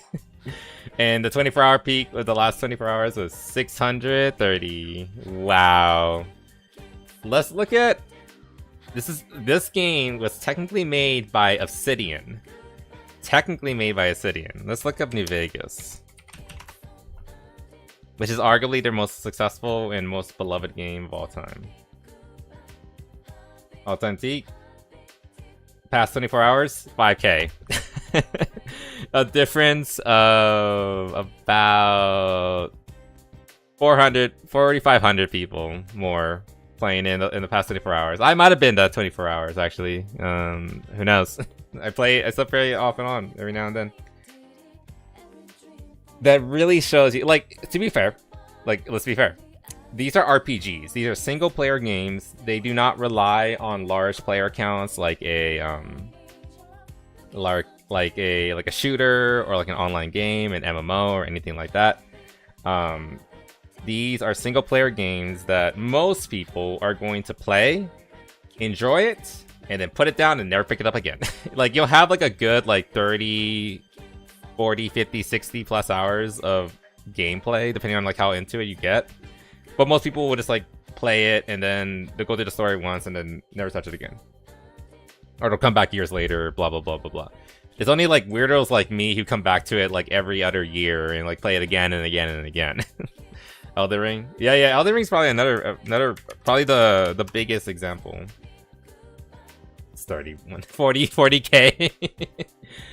Holy shit. Oh my god. It peaked at nearly a million. Yeah, Elden Ring is the gold standard for modern RPG and doing well and making numbers. So yeah, that's very tiny. That is the tiniest of peepees we've ever seen. Holy shit, that's so bad. Avowed was not good. I don't care what anyone tries to tell you. It's not fucking good. And the numbers show. And yeah, Obsidian was hit like pretty fucking hard regarding that. Good old Matt Replace Me Hansen was removed. And good riddance. What was this all about? How do you even get into this part? White dudes in this field. Please let me help you. Replace me one day. I want to go back to living in the woods. You gotta love how he also capitalizes black and intentionally lowercases white. Yeah, so I guess that's like why he went to this. This is like from some article from that, and they The have Wire? this and intentionally lower cases white, which again is something that corpos love to do. It goes back to what I said earlier about how people like this act like they're so brave and tough by doing things like that, and I was they trying have to like some set of the most this, though. powerful institutions and organizations backing them in that rhetoric. AP, literally AP, the Associated Press. Okay, Associated Press. Okay. I was like, who set up that standard? Okay, so it's Associated Press, and he's basically just following the standard that a lot of like modern journalists and yada yada follow. You know, like black are more important, so they get an uppercase B. White people are less important, therefore they get the lowercase W. Again, they're all these people. They're exactly the same. They all believe the same exact fucking things. They will all tell you that X group is a minority and they need protections and privileges and extra bonuses and yada yada.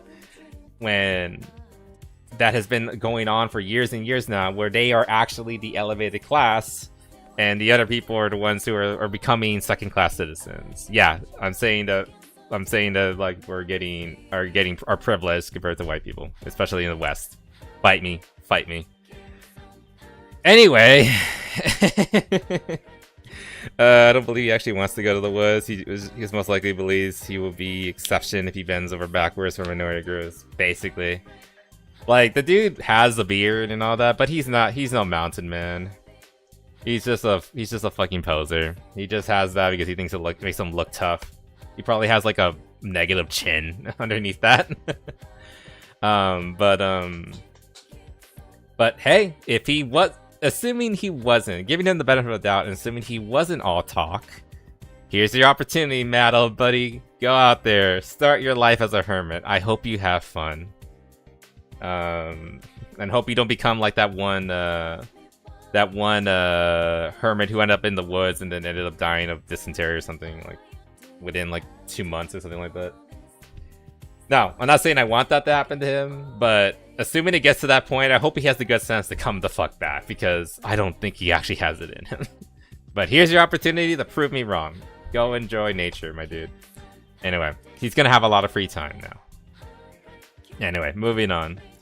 So, like, that all happened. Obsidian was hit up. Apparently 25% of their studio was gone. And along with this, we're not gonna really like watch the video. This hit to Obsidian, which included good old Matt. A lot of their projects are basically on hold or have been pushed back. Apparently they were in the works of pushing or trying to push for an Avowed 2 of all things, because for some reason they thought that was a good idea. Apparently they were thinking about like another Pillars of Eternity game and all this other stuff. But from what I understand, they are going to primarily be focusing or being put to focus on like their hyper good IPs, which includes Fallout. Oh my god. This is not going to go very well. Again, I'm mostly going to be using Arch Tier as just a visual cue. I'm not gonna really like watch the video, but yeah. So apparently, like, this is not confirmed. This is all just alleged. Like, but I keep hitting the mic. I'm sorry. But it seems likely that Obsidian is being pushed. Voila, Juneteenth. Oh my god.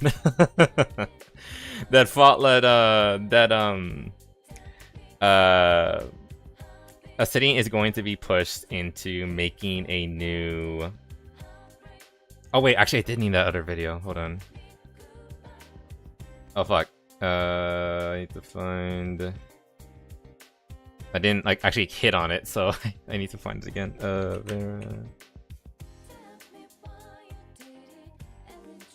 Let's see. Where are you? Obsidian. Here's. The video game Yeah, there was like 1.8 I needed here.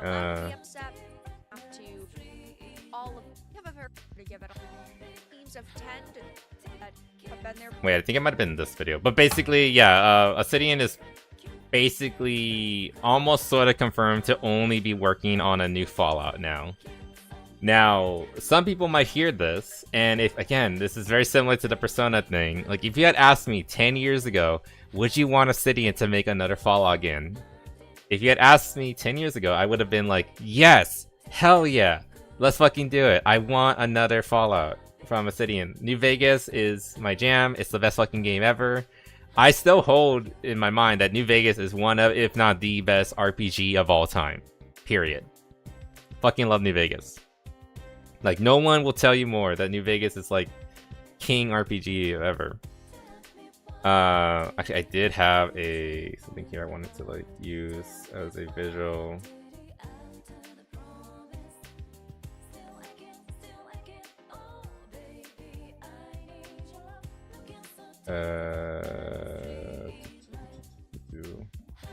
Who responded to this? Oh, okay.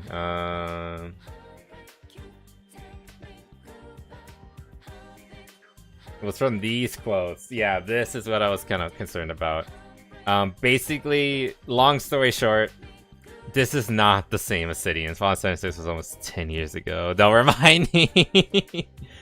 Okay, never mind. Maybe if you had asked me like 12, 15 years ago, I would have been like, I want another city, another New Vegas. Anyway, the point is, another Fallout from Obsidian is not going to be Fallout New Vegas. They can't. They don't have it in them. Fallout New Vegas came out in 2010. Obsidian today is very, very different from Obsidian back in 2010. Case in point, let's just go through like the visuals that Arch has. Obsidian Pride 2024. Let's see. Their lineup is very different from over the years. Of the company by a rainbow-colored fist. Thereafter, they produced the charming, if brainwashed. Yeah, press. We saw this most recently with the Caped Crusader. Bruce Timm coming back to do Batman justice again, and it is full. Yeah, Tim Kaine is incredibly ideologically captured. Like, Tim is gay, and like I would like to think that I've been a good example that you can be, you know, gay and not a moron, but Tim, I do not think he... Race swaps, gender swaps, the characters feel boring. Batman... Also, I think Tim is like an out-and-out communist. If you actually go to like his if you go to like his YouTube page, his profile picture has him with this hat, and I don't know, it kind of looks like a commissar cap, if you ask me. I mean, to be fair, at least at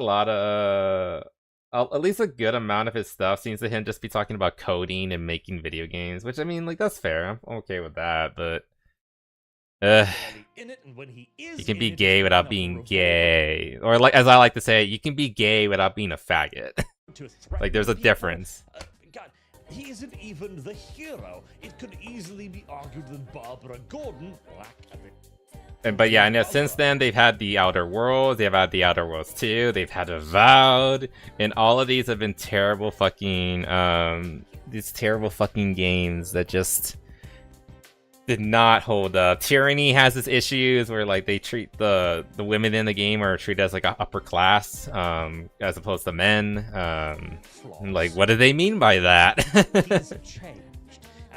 Like all these little things that add up over the years. And it is full, like at most time restrictive. But basically, like, long story short, Obsidian is not the same. This is not the same Obsidian who made Fallout New Vegas. A lot happens in, like, again, it's been since New Vegas, 16 years have passed. Nearly 20 years have passed since New Vegas. So the company has just gotten so fucking weird since then. And I want to like highlight this because we know that Josh Sawyer is going to be the head of the studio moving forward. In particular with the upcoming Fallout games. Now, Josh Sawyer was one of the heads of New Vegas, so that sounds great, right? Like, New Vegas is amazing. Like, I love New Vegas. Here's the thing. here's some of the stuff he's come out and said in the past. Like, this is from, I don't know when this is from. This is on Tumblr. I can tell just by looking at the format of this, and this is probably like maybe like a few years back. But this is concerning. How do you feel about Fallout New Vegas' reputation for cracking eggs, which we already know by what an egg is. Egg is the term that groomers love to give to people like myself and similar people who are like, you know, androgynous or who like to cross-dress, you know, femboys and tomgirls and tomboys who just like to be more, you know, who like to play outside of like, you know, their actual gender. And then they try to push us into, they like to call us eggs because we're eventually, they can push us into eventually becoming out and out trans. And again, it's just a grooming term. You didn't even reply. I see it. I see it. Oh, I don't want to look at that. I was trying to ignore that. I don't think. Okay, so like, here's what he had to say. It is. It's live action. Shadow Teddy. Shadow Teddy did look scary though. Actually, like he did look that scary in the actual game. Like that's accurate. Of course, like when you make him real life, that's it's worse. That's worse. I don't like it. I'm gonna ignore that. Anyway, just cover that up. Anyway, should I just like let me yeah, you don't need to look at that. Okay, anyway, I'm just gonna read what he says verbatim. I don't think the game itself does it, or at least I haven't seen a compelling argument of why this RPG specifically would do it, but there are clearly a lot of trans people within the Fallout New Vegas community who had pivotal experiences their gender identity around the time they played the game or started interacting with the community. I think it's more like that. Likely the trans people within the Fallout New Vegas community created a welcoming space for other people who felt more comfortable being themselves. I don't think I can take any credit for it, but I'm glad for it. I'm glad for it. It's that last part that's really a little concerning. That's what people that look like who use egg unironically. Kinda, sorta true, actually. Then there's like another line. And then he has like nothing but good positive things to say about the new the Amazon show, which just shits on the lore, and it's a complete like retcon of so many things. The show is so bad. We could do like a whole fucking stream just talking about how bad the changes the show did to, and how the show just utterly for lack of a better term, threw a nuke into the lore of Fallout. It's so fucking bad. Admitted that he would have implemented some plot decisions differently, but he does not consider it a full-fledged criticism. Yeah, he basically says the show's good. But I want to focus on this. Especially my response to it. Which was this. Never mind, City and the potential new fans are cooked. I always hated New Vegas for its reputation of being the trans game. And yeah, that's like a weird thing that I have known about for years and years now. New Vegas is like often considered the quote-unquote trans game, and I never understood that.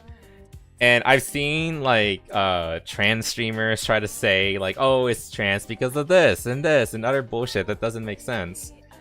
Basically they're pulling shit out of their ass to try to like relate the game back to like how it helps them and their identity. And like, to be fair, you can do whatever you want. If the game was not written, and like even Josh was like openly said it, like the game was not written to oh god, where is that? Was not written to specifically talk about or exemplify the quote-unquote trans experience. That's why I need to be very careful as to what I show you on my Twitter. I went too far back. Okay, yeah. But that being said, you can interpret it however you want, but that just is really fucking concerning that he is like, you know, being buddy with people who use the term egg. Like Savvy said here, yeah, it's a grooming language, so you're basically being chummy with people who are groomers, essentially. We'll look for self-identifying autists, whether they have it or not. It's another topic, and outcast and bait them into going trans for their own sick badges. And yeah, that's basically what they did, and like that's what like New Vegas. Like I guess in that sense, then yes, New Vegas is the trans game because like it's the type of game that you become obsessed with. You become autistically obsessed with, and to be fair, I was one of those people. God damn it, I keep hitting the mic. I didn't have enough space to say it here. Having obsessed over the game since I was a kid and been called an egg, that is very disappointing. So what I was trying to say here is that I was the perfect victim for the kind of people who were in this community for New Vegas, because like a lot of those people, the groomers who unironically were looking for eggs and trying to force them out, I was the perfect target. I was the perfect victim for those kind of people. I was obsessed with this game, and I was young and impressible. Again, like I was like around like I was like a tween at the time when New Vegas came out. So I would have been very susceptible and very impressionable. Coming as like, oh, you like this game? Like, oh, have you thought about this character and like how they exemplify like coming out? And also like this is before I started like playing around with like cross-dressing. But like if as soon as I started doing that, they would start be like, oh, you look so cute in these socks. Why don't you start taking like these needles? Like I would have been the perfect victim for this community. The poor pockets, god damn it. Oh god.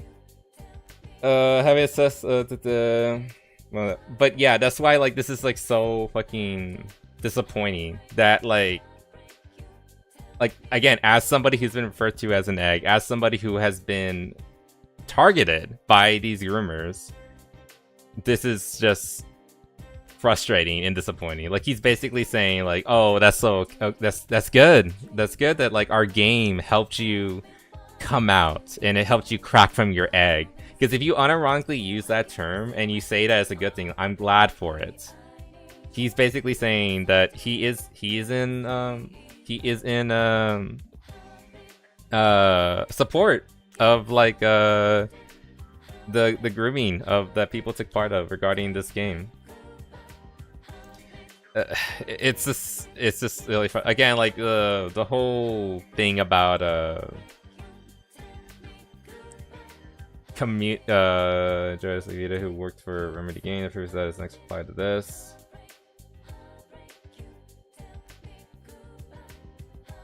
Wait, what did she do? Oh, you really put your hand in from doing can only be withstood by the Bene Gesserit, who are all women, right? And Paul, so I'm going to need a 500k retelling of Doom where Paul is trans on my desk by the top next week. The egg must crack. The egg must crack. Again, these people are so obsessed with trans ideology, and then they get upset when people like push back against it. Like that's just how these people fucking are. Yeah, like like that's the one line that like kind of damns this whole thing. I can highlight it. Like if he was just saying that like, oh, the game made you happy and it made you and it fostered a welcoming community that you felt comfortable in and coming out in, and like for all intents and purposes, fine, that's okay. Like I think we should be making happy communities where people feel comfortable in and they can be themselves and they can just like enjoy and be united by a love for the medium. In this case, the game Fallout New Vegas. Like who cares? Like it doesn't matter who you are, where you're from. If you like this game, then we can fuck each other. We can fuck with each other. We can get along together, and we can enjoy it together. We can nerd out about it. We can autistically rant about it. We can talk about how god damn it, it came out wrong. I'm sorry. I was trying to use the term. I fuck with that incorrectly. Anyway, the point is, we can enjoy the game together. And like that's fine in of itself. It comes down to I'm glad for it. I'm glad you enjoyed. I'm glad this game helped you crack as an egg, which is just so fucking creepy and disgusting. And I'm not gonna rehash my whole story again with me having been referred to as an egg and offered drugs essentially. Very uncomfortable. And so that's why this hits me particularly hard, with like him basically toting or being in basically like siding with, I guess is the best way to put it, siding with the people, siding with the groomers, which is just like, again, really unfortunate. Like the problem is like it's really easy for them to do that, like Savvy said, like really it's the people who are most vulnerable to being convinced that they're an egg or being convinced that they're trans, or people who are artistically obsessed with something and then they retroactively say like, oh, like this is actually about the story of coming out, when New Vegas is not about that. It's a fucking political thriller about multiple factions fighting over a dam.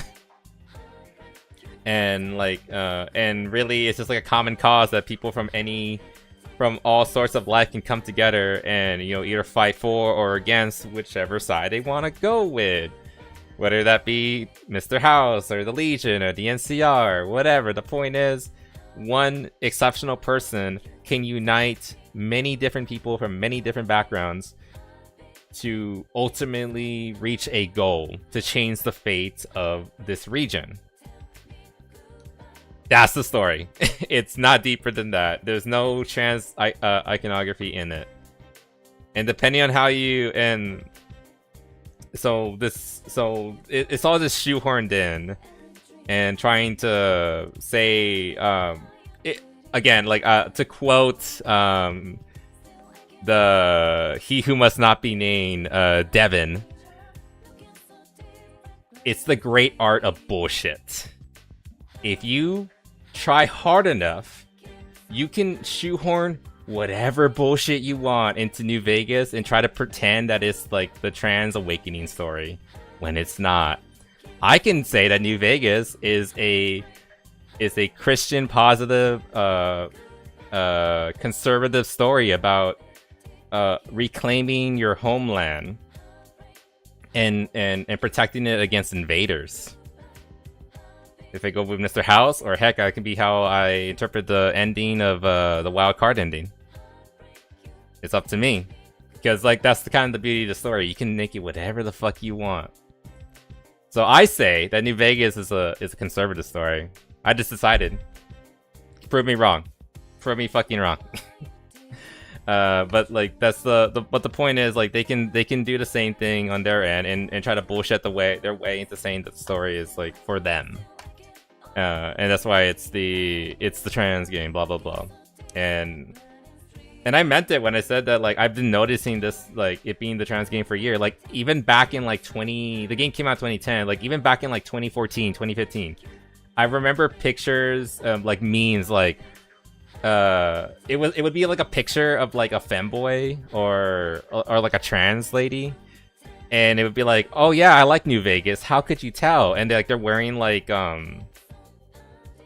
skirt and, like, programmer socks, have a mask on and a wig on, and it's like trying a little too hard to look feminine. And it's like back then I kind of thought it was funny, but now it's just like I just grown at it. Even as a guy who still cross dresses to this day, and it's like everything's being ruined because of fucking morons. so fucking dumb. So one of my distant family members came out as trans and cut off their mom because she wouldn't call him a girl. God damn it. I mean, that's how a lot of them work, right? You know, it's all family is disposable. Because I decided yesterday that I am something else. And I'm not even gonna say that like I'm something that your cousin or family member, whatever, is something they're not. I'm just gonna say that they decided that they're something else, and because of that, I'm gonna throw away my relationship with my parent who has raised me since I was born. Because they're not like 100% with me on this, like right from the get-go. Maybe they need some convincing. Maybe this family member of yours needs convincing that maybe they're wrong. Who knows? one could be right, one could be the other could be right. Who knows? But we're never gonna find out because they decided that hey, I'm just gonna like cut ties completely. We're not even gonna talk it out. Amazing. Anyway, I'm gonna start like going like speedballing this a little bit. Let's go through these like really quick ones. God, his background looks so weird. Kind of cool though. It's so red and black. But basically, the response to PlayStation has been to the physical media has been like insane. I think the first thing they did after the first like response, quote unquote, that PlayStation did was that they released a fight stick, a new fighting game stick. This is the first thing they put out after the physical disc ending announcement. Like, they didn't respond to it directly. They didn't say anything. This was their first announcement right after the fact. A fight stick. And everyone in the comments is sounding off. No disc, no buy. You're making like a $200 like fight stick or whatever, but you can't give us like you can't like make like a $3 disc or whatever. Yeah, address me, the elephant in the room. Yeah, everyone's just fucking memeing on them. This is fine. This is a good one. I like that one. Rick rolled us. I'm sorry. I gotta do it to you guys. Anyway, but yeah, like the response is beautiful. Again, keep calling them out, keep shitting on them, keep memeing on them. Oh yeah, another interesting thing was that people started canceling their PlayStation Plus subscriptions. And people were noticing right here that as they were trying to like cancel their subscription, they would receive an offer to get the next 3 months for 50% off. Like they're like, oh, please stay longer, please don't get us. And I don't know if it was Hypnotic or somebody else said it, but like it was actually a pretty good point that this is basically them calculating. They're willing to give you 3 extra months for 50% off. They're willing to take the hit right now, but they want to see what's going to happen in the next 3 months or so. Because like that's a pretty telling number, 3 months. Like, is the backlash going to continue for the next 3 months, or will have died down by then? If they're willing to like give it this much time to like test the waters, and if we're not still on their case about it by the end, then they know that they won. Because I think there was also another response from like some insider. There was some insider who said that like he believes, like, he doesn't have like confirmation of this, but he believes that like they're not gonna do anything about it. They're just waiting for the storm to blow over, essentially. Domino's jumped in. Oh yeah, the Domino's thing was okay. To be fair, the Domino's thing didn't really make sense because there's a difference between where's the Domino's one? I'll read it verbatim. If I can find it.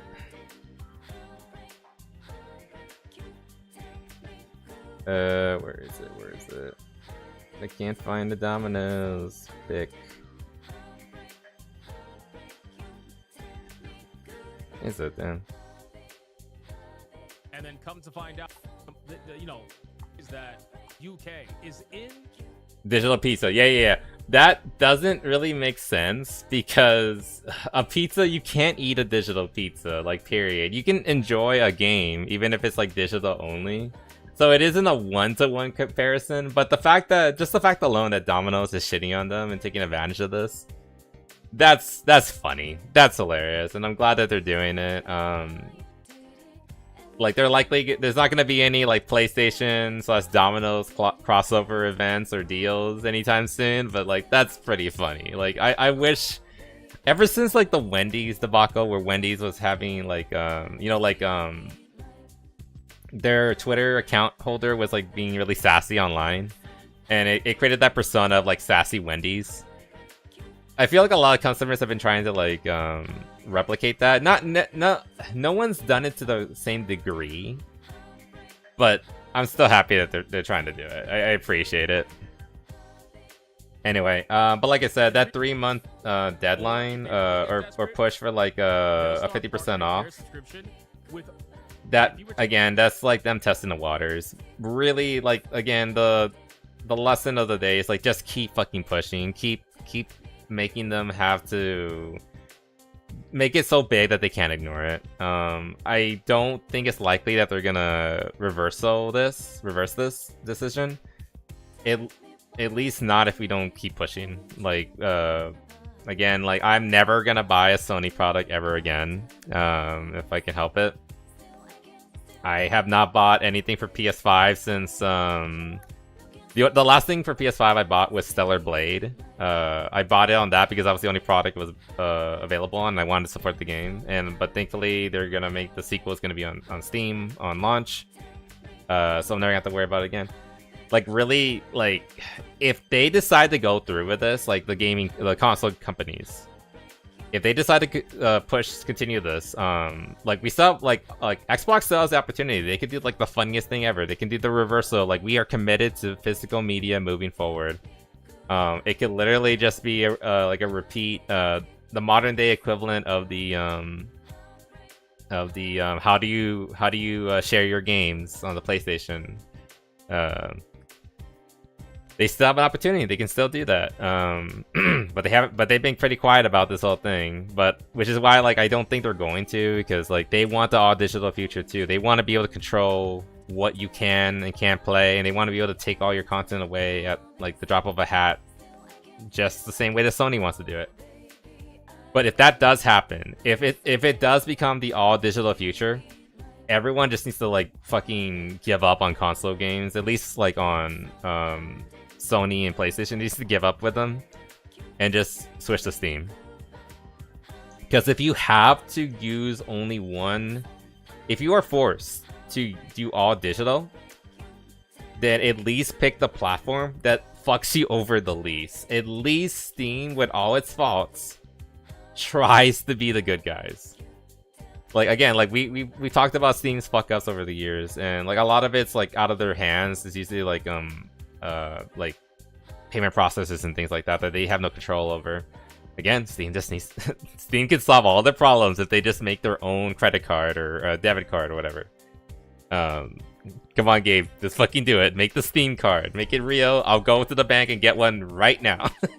if that's available. Like as soon as the bank's open, I'll go fill out a card and make one. But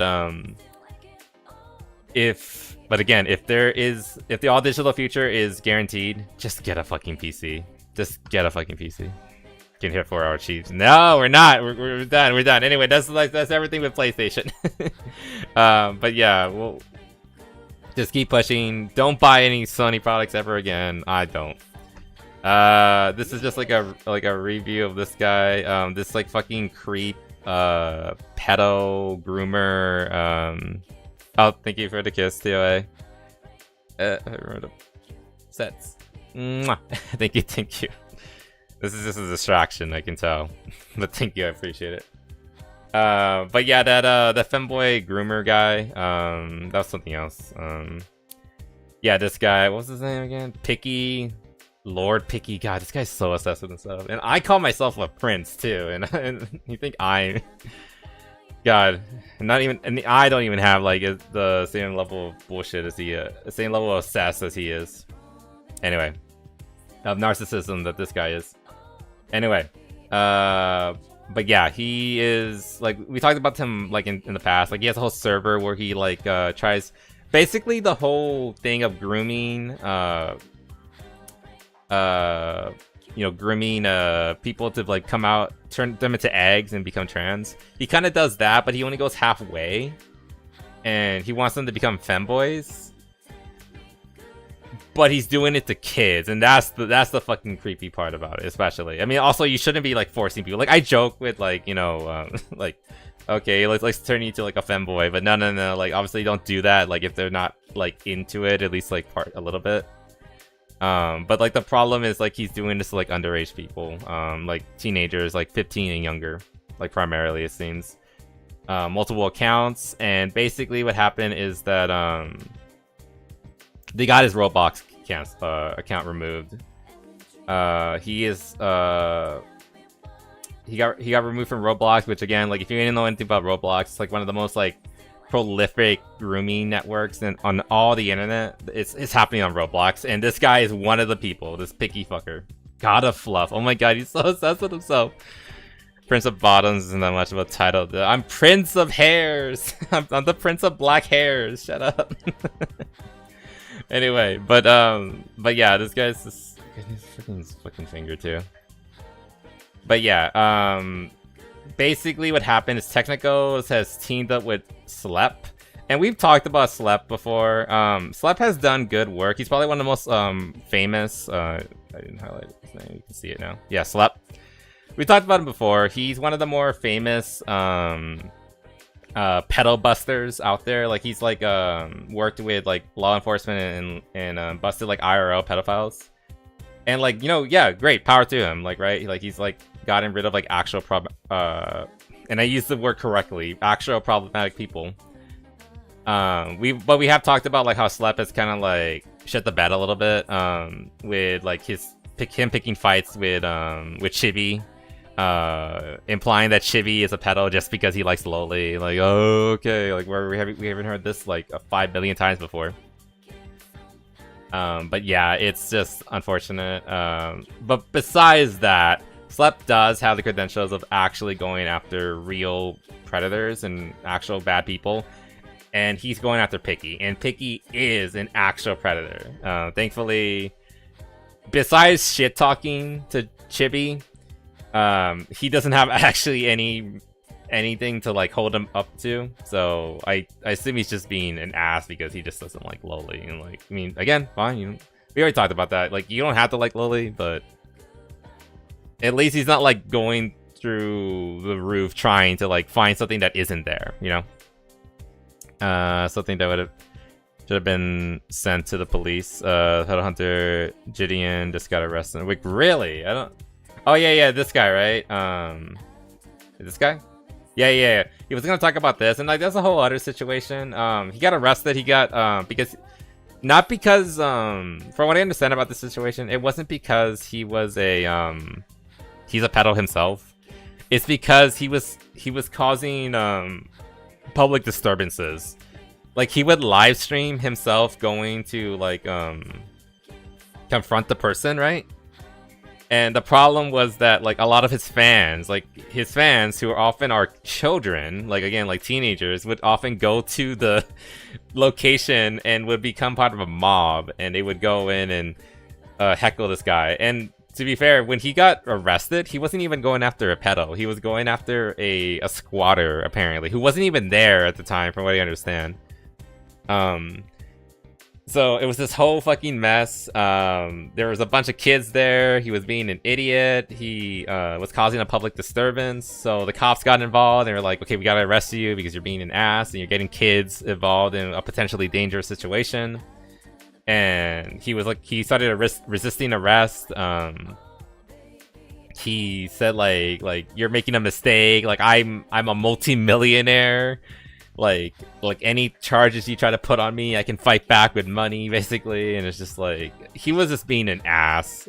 Then he came out with this like apology video, the 60-minute thing where he says genuinely like 1,700 times, and it's this whole fucking debacle. Like I didn't even know about this guy until the Picky situation with Slep going after Picky, and apparently, yeah, that's what he's saying. Outlived. Like the idea is that like, oh, like Picky knows he's a pedo. He knows that he's a predator.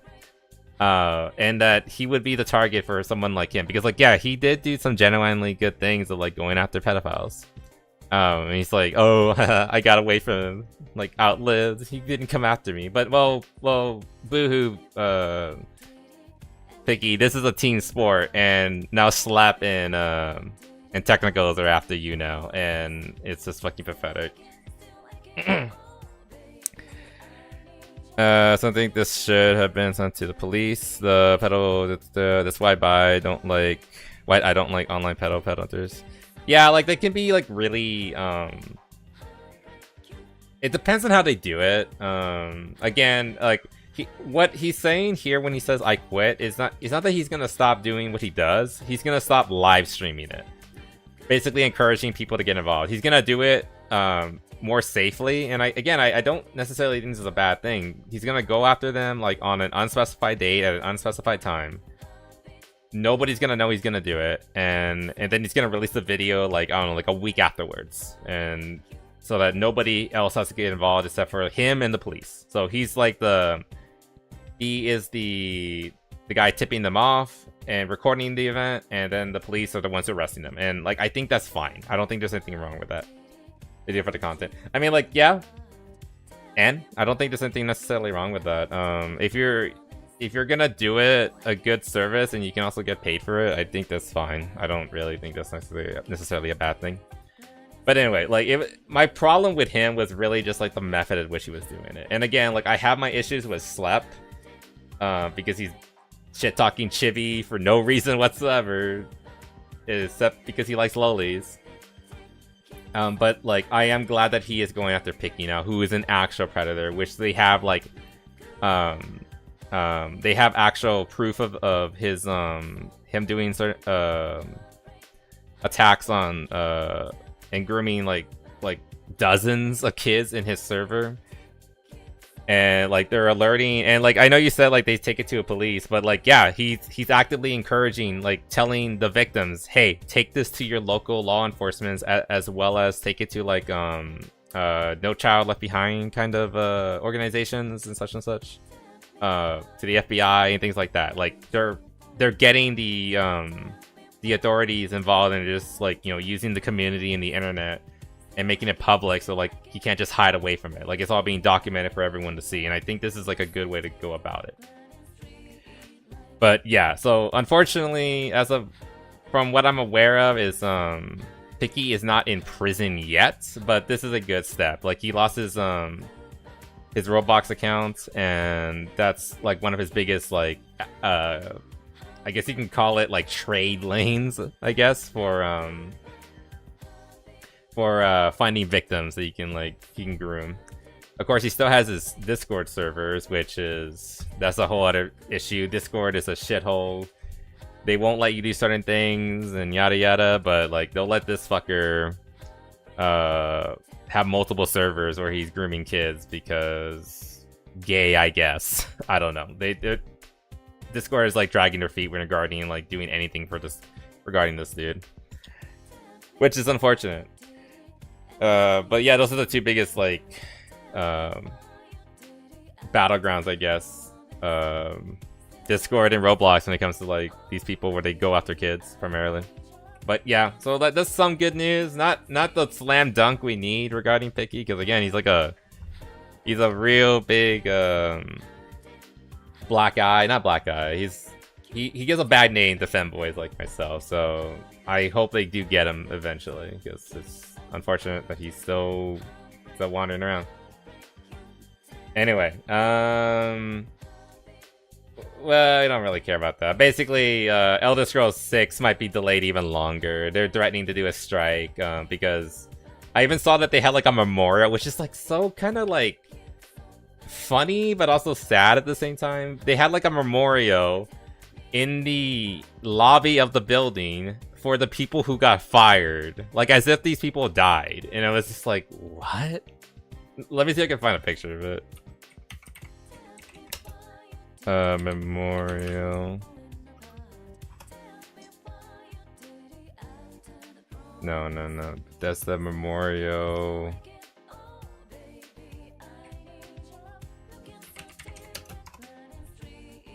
Yeah, here. They had an in-office memorial for the people who were fired. And like, on the one hand, it's just like, it's really pathetic. Kind of sad in the sense, like, I kind of sort of get it, but really it's just like, it's also kind of insulting to people who have actually died, you know? Like, you know, you would have like this is something you do for like people who actually lost their lives. But no, they're just doing it for people who are like alive and well. I mean, they're not well. I mean, they just lost their jobs, but still. And what does that say? Hold on, let me read that. Oh my god, of course it's on Blue Sky. Celebration of service. Oh my god, they make video games. Service. This is so pathetic. But apparently they were forced to take it down. They were forced to remove it. This is just, yeah, like that. You're right, yeah. This is fucking cringe. Also, hey, Kurogami. Yeah, they make bad video games on top of everything. Like, what service have they contributed to? I don't see it. What happened to Game Devs, man? They used to be bros. Like, yeah, now they're just a bunch of fucking pussies who act like they're like, God. This was inevitable. Like, really. Like, again, bloating studios, bloating budgets, bloating game times. They have been working. What was the date? How long ago was Elder Scrolls 6 announced? It's been over 8 years. 2018. June 10, 2018 was when they announced Elder Scrolls 6. I still can't believe the number. It's been nearly 10 years. In the time that it's taken for between now and the announcements of Elder Scrolls 6, Elder Scrolls 1, 2, and 3 have already come out in the same amount of time. And 3. Wait, let me like confirm this. Hey, Elder Scrolls Arena. 1994. And release date, Morrowind. Release date 2002. 4, 5, 6, 7, 8. Yeah, in the time that it took from the announcement of Elder Scrolls 6 to now, we already would have gotten Elder Scrolls 1, 2, and 3. And that includes Morrowind, which is, by many people's standards, the best of them. That is so fucking amazing. I love that. E3 was still a thing. Yeah, that thing was announced at like one of the last E3s. 2018. When was the last like official one? I think it was like 2019 maybe. But yeah, one of the last E3s was when Elder Scrolls. We're gonna get yeah, this joke is gonna run out soon, so I'm gonna use it right now. But we're gonna get GTA 6 before we get Elder Scrolls 8. I mean 6. So what? It's just so. And that's why like this is like even more like retarded. Like again, it's those people were not doing anything. They got fired because the studio that they were working for was basically has been dragging their feet for the past 8 fucking years. What was the time between Elder Scrolls 4 and 5? Time between Oblivion and Skyrim. Let me see. What was it? No. Release date. Not like in universe. 5 years, 8 months. The jump between Oblivion and Skyrim was one of the most celebrated moments in video game history. I remember the hype for Skyrim. Like that was a long fucking time ago, and I was a little babby at the time. But I still remember that that period. I remember the Pudge Muppet or whatever Skyrim release date. Let me see if I can find that video. Announcement animation. Let me see if I can find it. This one, the Harry Patridge video. Do you guys remember this? If you remember this, you're cool.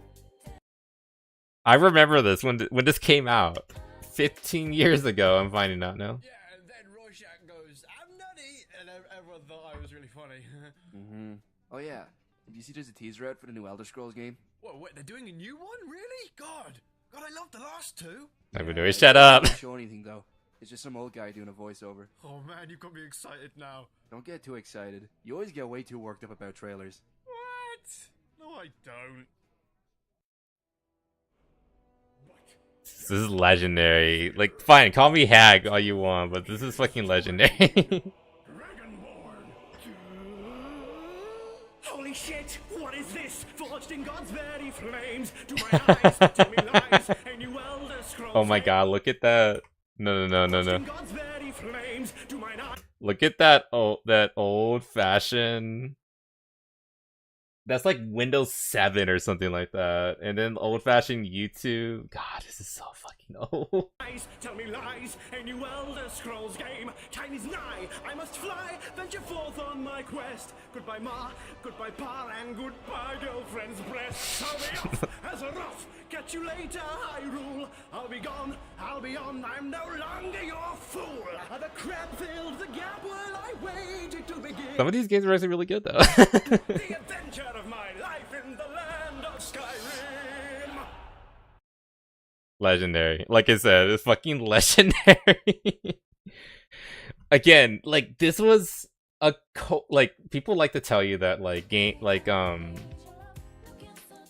like to tell you that things like Black Panther was a cultural moment, quotations. No. This was a cultural moment. I lived through this.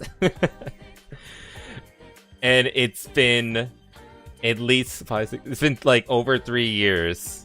What was the actual whatever? It's been over 3 years since the time we passed 3 years of the original time span between Oblivion and Skyrim. And this guy was freaking out during that time when it was barely announced, and I don't know, like has he been maintaining a boner for the past 8 years? Because if so, like dude, get a doctor on that. Like, did he even make any sort of like announcement or content regarding like the release of the announcement of Skyrim? Also, I feel like a lot of these videos are rehashes or like re-uploads, because I'm pretty sure this video is from like 5 years ago, but it says it's 3 months old. I swear I've seen this.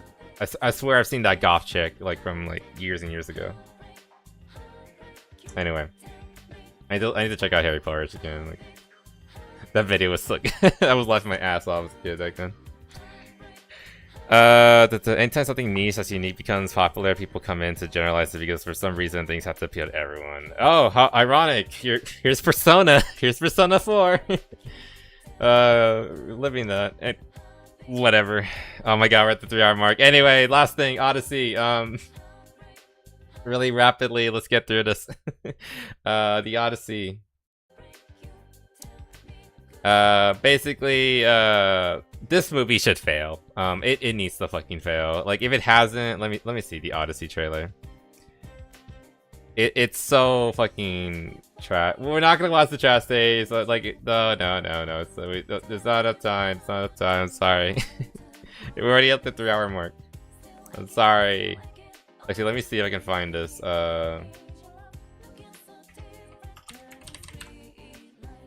Trailer. The new one, the recent one. This is the one, the countdown trailer. Let's see like the actual 225k dislikes. I can add that to that. That's amazing.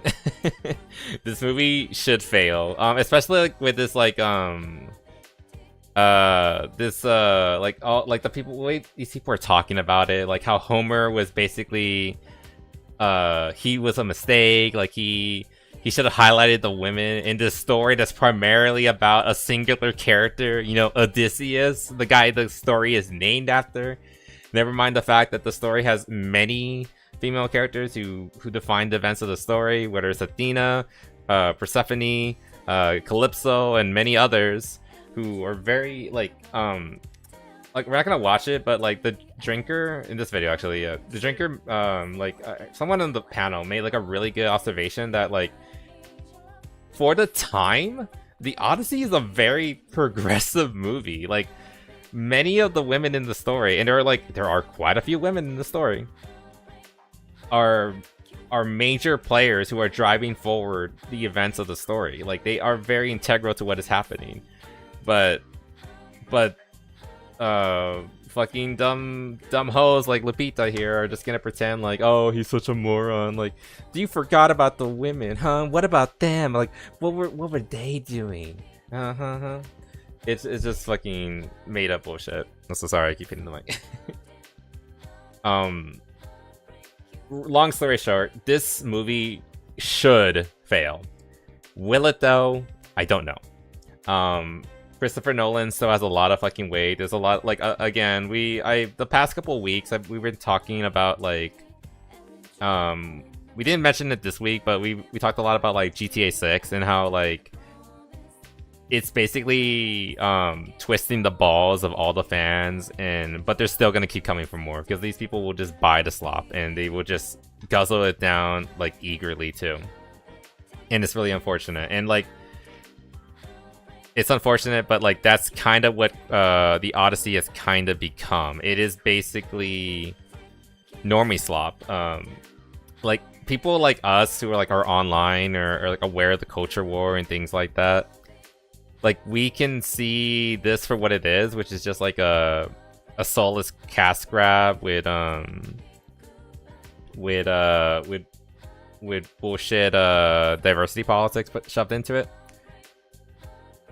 But a lot of people aren't like that. They're not aware of this nonsense. So it's really up there as to whether it's gonna succeed or not. Like, it doesn't deserve to, but we'll see. Like, I remember there's another one reviewer. What was his name? Fuck. Ah, shit. Hold on, I have his name here on my phone. I thought it was named after the MacBook's Odyssey. Amazing. What was his name? What is his name? God bless the general audience. Yeah, the general audience will absorb all the fucking slop. It's unfortunate. What was it? Computing Forever.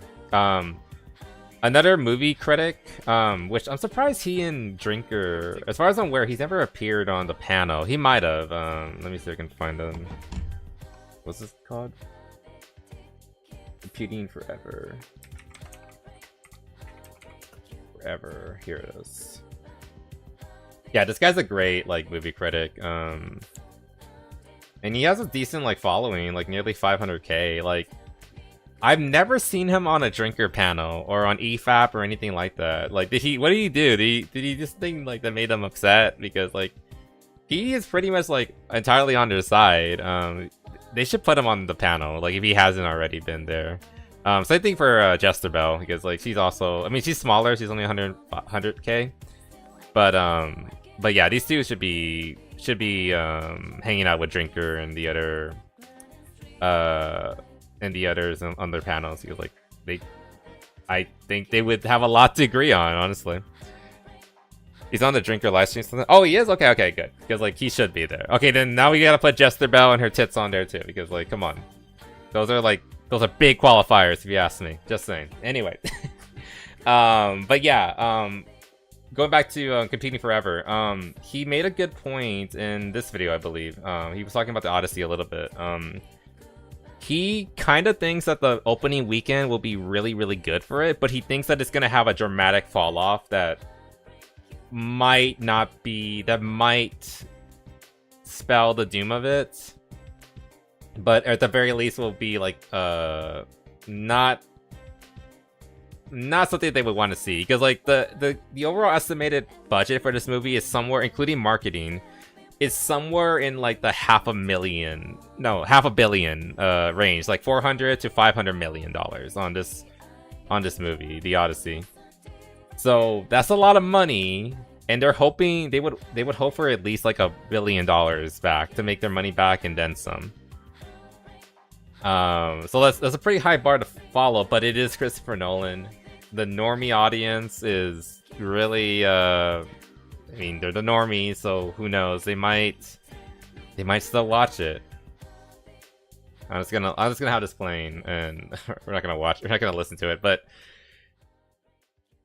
I don't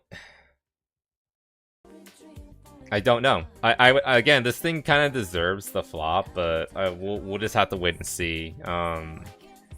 Really, the biggest killer? Oh my god! Yeah. Like, I could go on about her, but we're not going to. Man, when is the last time Rags uploaded? He's my favorite. Rags. Oh, the furry guy. Yeah. I don't know. I don't follow Rags. I find him kind of annoying, if I'm being honest. He's one of those, like, kind of snivy, like, you know, like, you can like him, obviously. I just don't like him. He just feels kind of like, he feels like a gaslighter, manipulator kind of dude to me. I don't know. Like, he reminds me of, like, people I really, really don't like. Anyway. Oh, God, this looks so bad. Didn't offer her do well. Yeah, like, that's the thing. Like this movie might be running off of, like, the success of Oppenheimer, which it didn't make $1 billion, but it got close. So I'm kind of wondering if, like, again, like, the normie audience might be able to carry this movie over the finish line and give it, like, the win that they want it to have, and then people are gonna be like, oh, look, it's good, actually, like, haha, like, diverse casting is good, actually. We made nearly $1 billion, blah blah blah blah blah. When that's not why it won, or why it did well. If it does well, it would do well because Christopher Nolan's behind it, and, you know, and Oppenheimer's success is, like, carrying it. It was also inaccurate.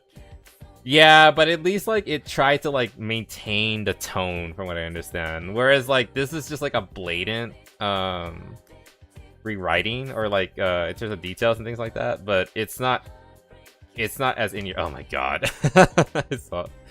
It's Ellen Page. But whatever. What the hell was that armor? Look at it. I won't cut you off just because we like different things. I'm sorry, Kurakami. Again, like, Rags is okay. It's just like, I wouldn't watch him. That's just me. Anyway, oh God, it looks so fucking bad. Anyway, but we'll see. Like I said, this movie kind of deserves the fail, but the average new moviegoer might just not be aware of, like, what's going on, and they'll just eat it because, like, oh, it's a new Christopher Nolan movie, and not actually, like, think about it as if it's worth your time. Like, don't get me wrong, like, a lot of modern moviegoers are way more picky. Again, that video by overthinking, whatever. Oh my God, I forgot his fucking name. Competing everything. He did, like, that video was also about, like, Supergirl, and he made a good point. Like, if Supergirl had come out, like, at the height of, like, superhero craze, and the love for superhero movies, then it probably would have done a lot better. Like, it would have been critically shat on, similar to the first Captain Marvel movie. Like everyone who actually watched the Captain Marvel movie hated it, but it still made a ton of money, because it's objectively a bad movie. But Supergirl would have been similar. If it had come out back then, it would have still probably made a ton of money, or at least a decent amount of money, but it still would have been the bad movie that it is today. So with that in mind, and looking at it today, like, yeah, the tolerance that modern moviegoers is a lot lower now. But that being said, there is a lot of, like, goodwill from Nolan, and again, the Oppenheimer that could potentially carry this movie over the finish line. So I'm kind of leaning towards Computing's estimation that the first weekend will do very well, but there likely will be a large drop after the fact, but we'll see. It's a bastardization of the Odyssey. I just read it recently, so, like, it's pretty fresh in my memory, and I'm just, like, seeing all this and just like, ugh, I'm not gonna watch it, but we'll see. Like, what is that guy? Who is he? Where did this guy come from? Mr. T somehow ended up in Greece. What the fuck? Oh my God, is Mr. T still around, by the way? It's still alive. I like Mr. T. Sorry, the tism's hitting him. Mr. T. Is he still alive? Retired professional wrestler. He's still alive. He's 74 years old, and he doesn't look... let me see, like, a recent picture. I guess it's, like, kind of a recent picture. Alright, he's doing good. He's doing alright. Was he in Rocky? Here's the thing, I haven't seen any of Mr. T's movies. I just know him from like memes and shit. I just want to see like a recent thing. What's the last thing he played in? Or like he starred in? He was in a video game. I want to see like actually. He was in Dancing with the Stars. What? What? Where is he? I don't see him. Anyway. What was the Trash Taste drama? Apparently it was them. God, we're not gonna watch the video, but from what I understand, let me see if I can find it. Where is it? I know I had it here.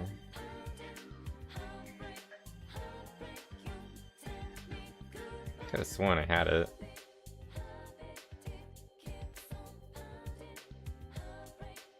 Okay, let's go back to Rev.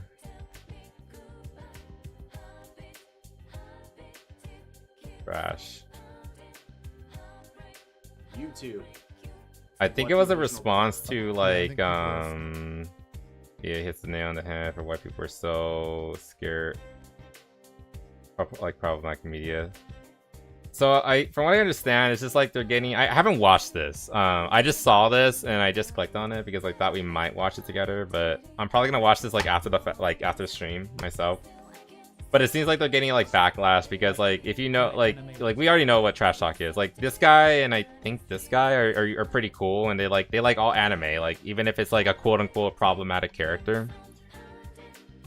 But like I think this dude, he's like the fucking normie chud. That's not the word, not chud.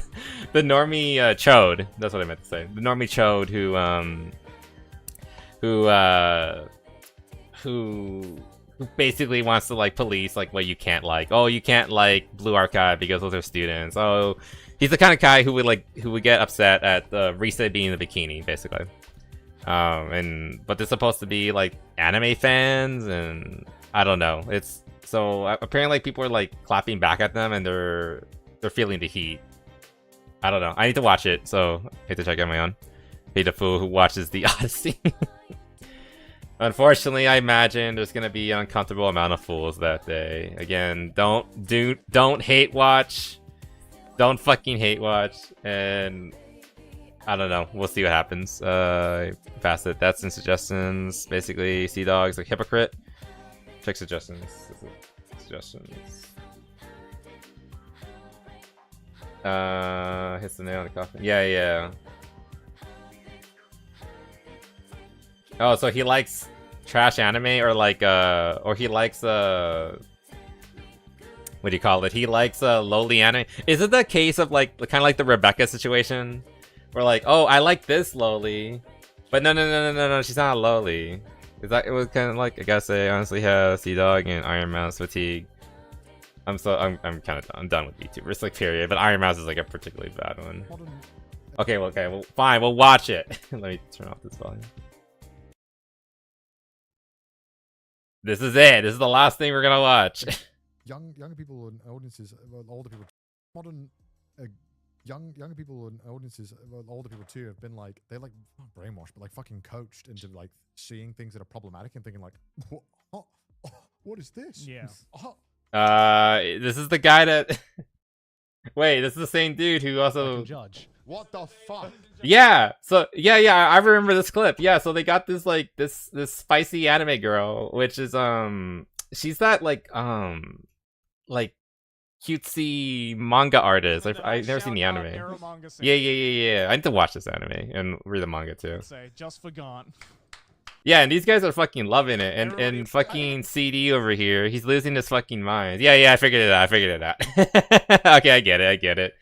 Yeah, he's just being a hypocrite. Yeah, so like guys, just let people like things. Like, let them enjoy anime and yada yada. Oh, but if you like the lowlies, then you're a fucking creep pedo, whatever. Again, it just comes back to like the weirdos trying to police other weirdos. It's supposed to symbolize Sagiri's like bed, right? What happens in this anime? Why is it children's stuff?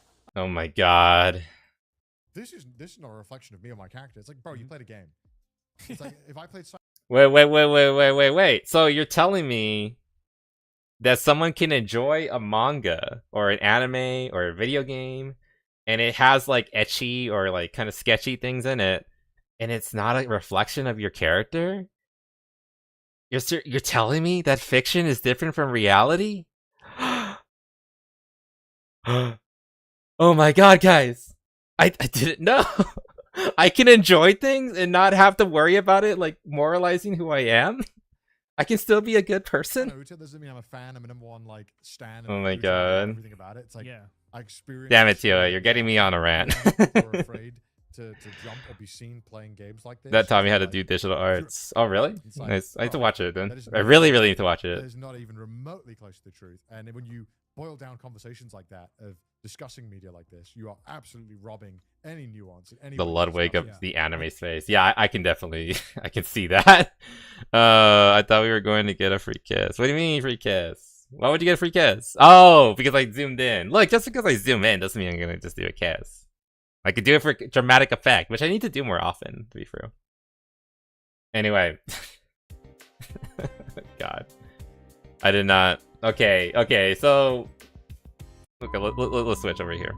So long story short, it's the guy being a fucking hypocrite. I imagine if I were to go through this video, there's gonna be like a lot of there's gonna be a lot of people in the replies and the comments like, hey, is this you, bro? And things like that.